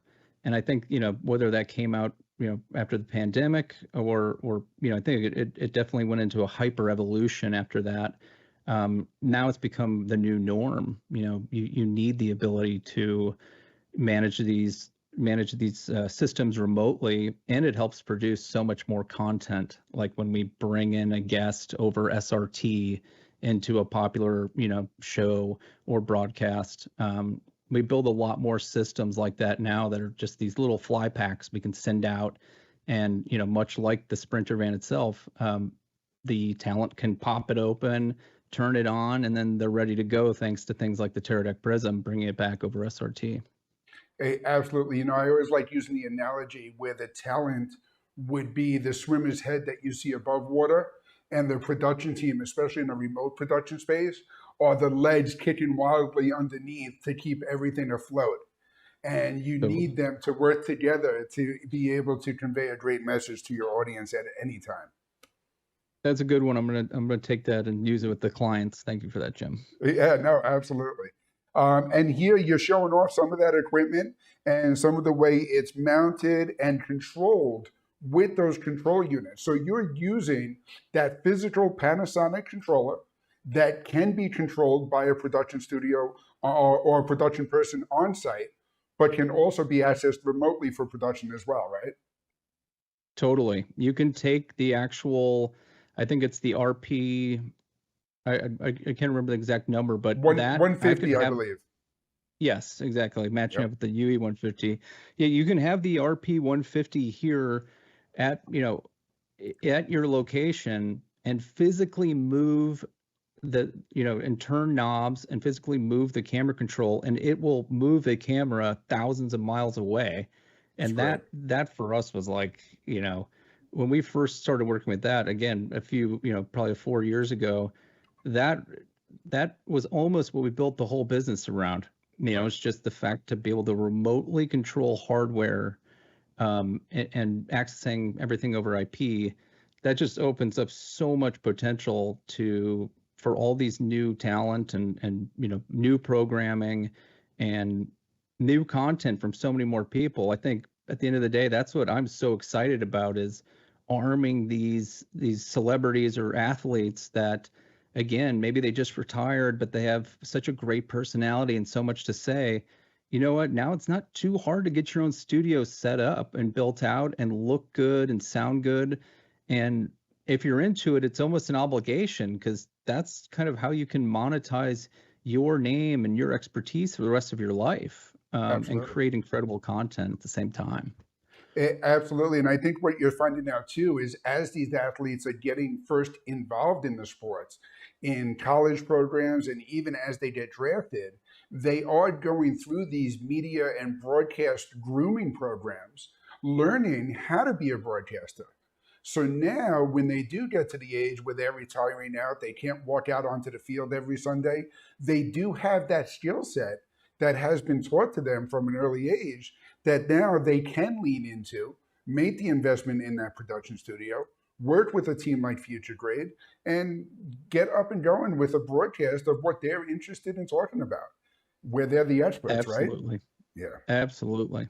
Yeah, it's a new world, where you're not just the athlete anymore, but you have the potential to reach so many more people, and hopefully Future Grade and Broadfield have the means to do that, and I believe we do. And yeah, we can't thank Broadfield enough for being an incredible partner, and just the amount of gear we're able to get from you guys quickly, reliably, and plug it immediately into these major studios here for some of the biggest talent out there.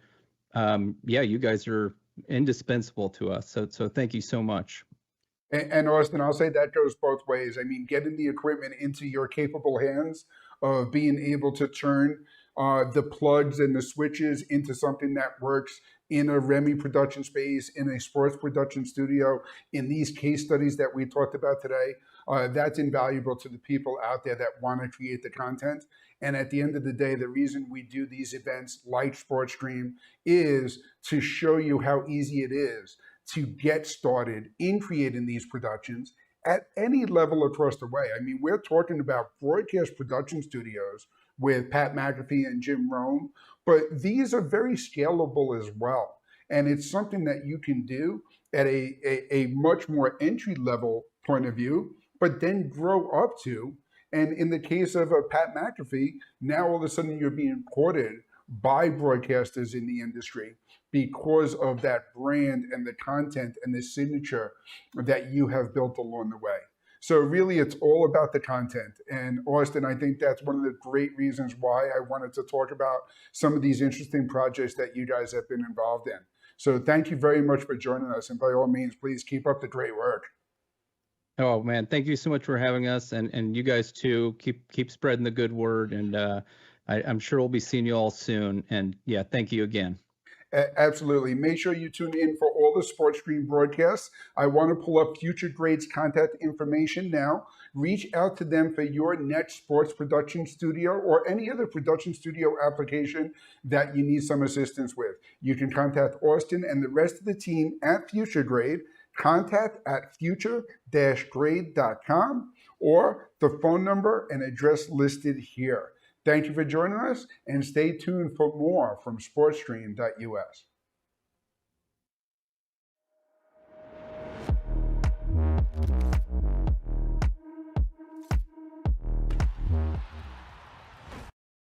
All right, so that was great hearing from Austin over at Future Grade and seeing and hearing about some of their real world applications and case studies, talking about sporting events with live streaming stuff. I want to thank everybody for tuning in today and remind everyone that we will be live tomorrow and Thursday at 1 p.m. Tomorrow we're going to be talking about taking your production to the next level. We're going to have guests from VizRT, we're going to have guests from Midtown, we're going to have guests from PTZ Optics, all tomorrow talking about taking your production to the next level. And then on Thursday, we're going to be talking about remote productions with Panasonic Kairos and LiveView with the lightweight production systems that we talked about earlier today, and also BirdDog with their cameras now being Wi-Fi compatible. So definitely make sure that you tune in tomorrow and Thursday. Thursday, we will also be doing a live Q&A. It's been great seeing all of your comments about how you are using some of this equipment already, and also being able to answer your questions. So stay tuned. We're going to be playing some more case studies and some commercials from all of our sponsors, and we'll see you tomorrow, same time, same place.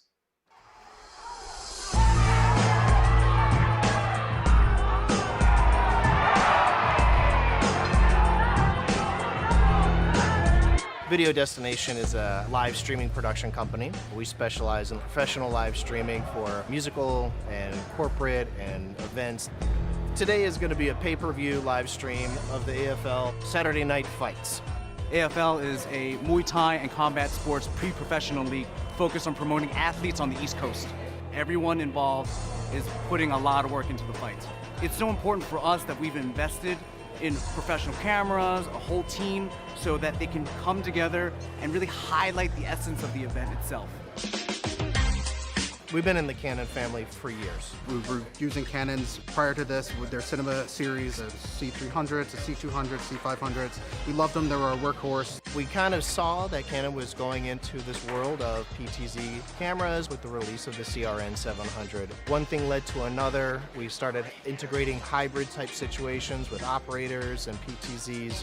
What's nice, which made it very easy to match with our cameras, is the fact that it does log, so it meshes well together. It's a noticeable match. You can put them side by side. They look fantastic. You can have someone sit behind a desk and control 4 or 5 of them if they want to.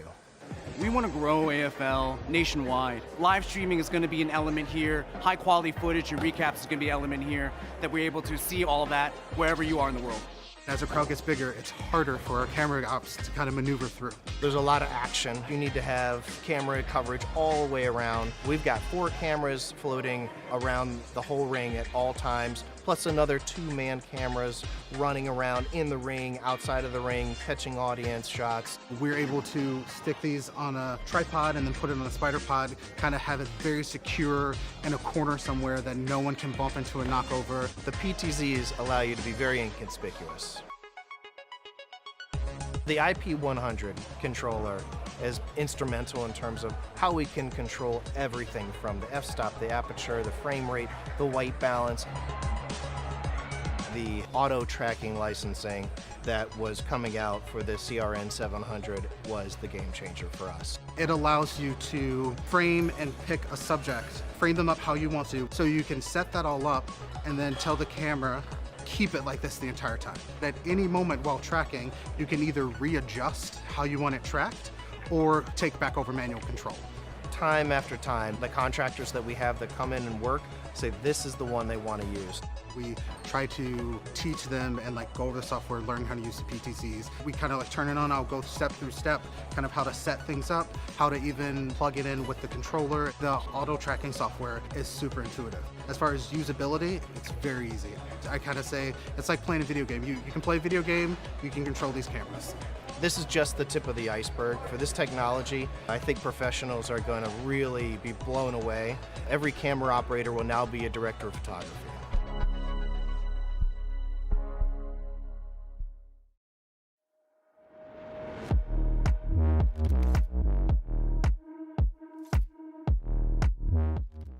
We're here for the Champions of Change basketball game. Doug Baldwin, Cliff Averill, and Michael Bennett. Not only do they highlight everything going on in the community, but they use their platform to supercharge other organizations that are out here constantly doing the work.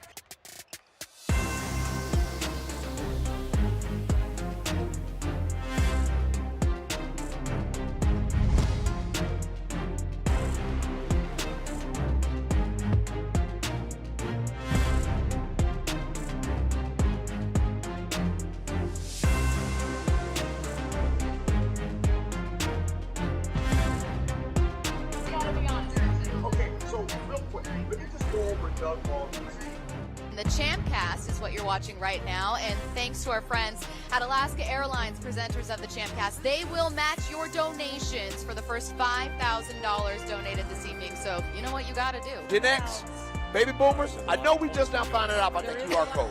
You know what I mean? But you know, you can grab that phone and just get right there. BEC You Poll for Champions of Change voting is now open. Process, start making your voices heard for who you think deserves to be the MVP of tonight's game.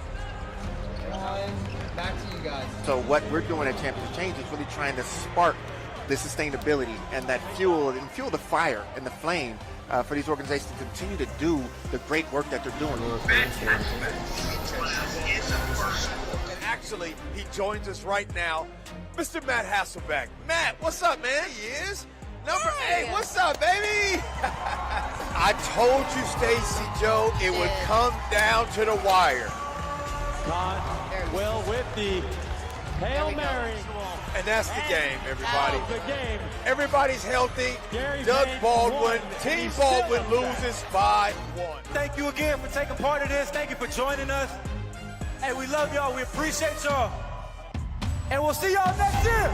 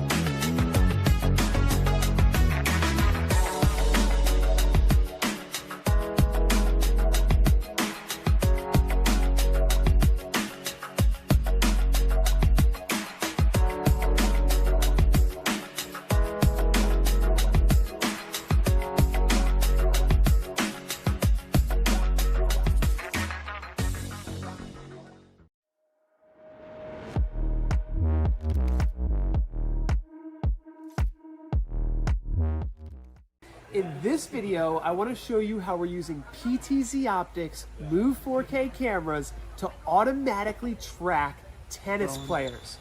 We're using the brand new Presenter Lock auto tracking feature so we can lock specifically in on different tennis players and watch the PTZ cameras move to follow them automatically.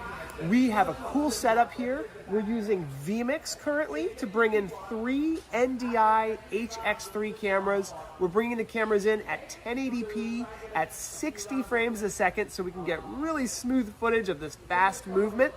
We are using the PTZ Optics Move 4K cameras to turn on and off auto tracking, and we're using PTZ Optics Hive so that the coaches can actually see all the cameras and choose which camera view they want to see, because the coaches here are able to pull all of this video feed in through the internet. So they can look at the cameras at home, they can look at it on their computers, and they can look at it anywhere with an internet connection. They can see exactly which camera they want to see. So with this setup, we can have the PTZ cameras automatically tracking the subjects, and we can zoom in or zoom out depending on whether the coach is looking for tactical information or strategic a view so that they can see the entire field, the entire court. So let's take a look at some of these cool details. So right here we have PTZ Optics Hive. And the beautiful thing about Hive is that I can click the share button here and share access to all the coaches and the players. So they can see all, I can allow the coaches to control the PTZ cameras by giving them a producer role. or I can just give view-only access to specific people. Now let me show you a cool tool with PTZ Optics Hive here. I can pick a player that I want the camera to zoom into, and it'll zoom right into that space. Now this camera is set up for auto tracking, but this camera here, I can zoom in specifically to specific areas of the field to take a closer look at what the players are doing. That is called our cinematic framing option. So giving us the ability just through a Google Chrome browser to view all the footage, look at the recordings if we're recording everything, and share access to all the cameras with anyone in the world. All right, let's take a look at our vMix setup next. So we've got multiple cameras set up here. A couple of them are on the court side so that you can see over the shoulder and above the players. This camera is at center court, and every sport has a different layout. But I want to show the camera here. This is the PTZ Optics Move 4K 30X. This camera is capable of capturing a head and shoulders shot of a person up to 75 feet away. It is being powered over a single Ethernet cable, and this Ethernet connection can provide camera control. You can power the camera, and it sends video. So this single Ethernet connection is really all you need to connect your camera to the cloud and control it from anywhere in the world. And then you can start sharing access to anyone in the world with the share button here, and decide who you want to invite to see the cameras, to control the cameras, and view all of your recordings. So the PTZ Optics cameras are really flexible in that way. All right, so that's it for our sports case study here, looking at a tennis match. PTZ Optics cameras offer SDI, HDMI, USB, auto tracking, powered over Ethernet. If you want to learn more, you can email us at partners@ptzoptics.com. Check out our website at ptzoptics.com, and you can try PTZ Optics Hive for free with any PTZ camera. So no matter what you have, give it a try, check it out, and we'll see you in the next video.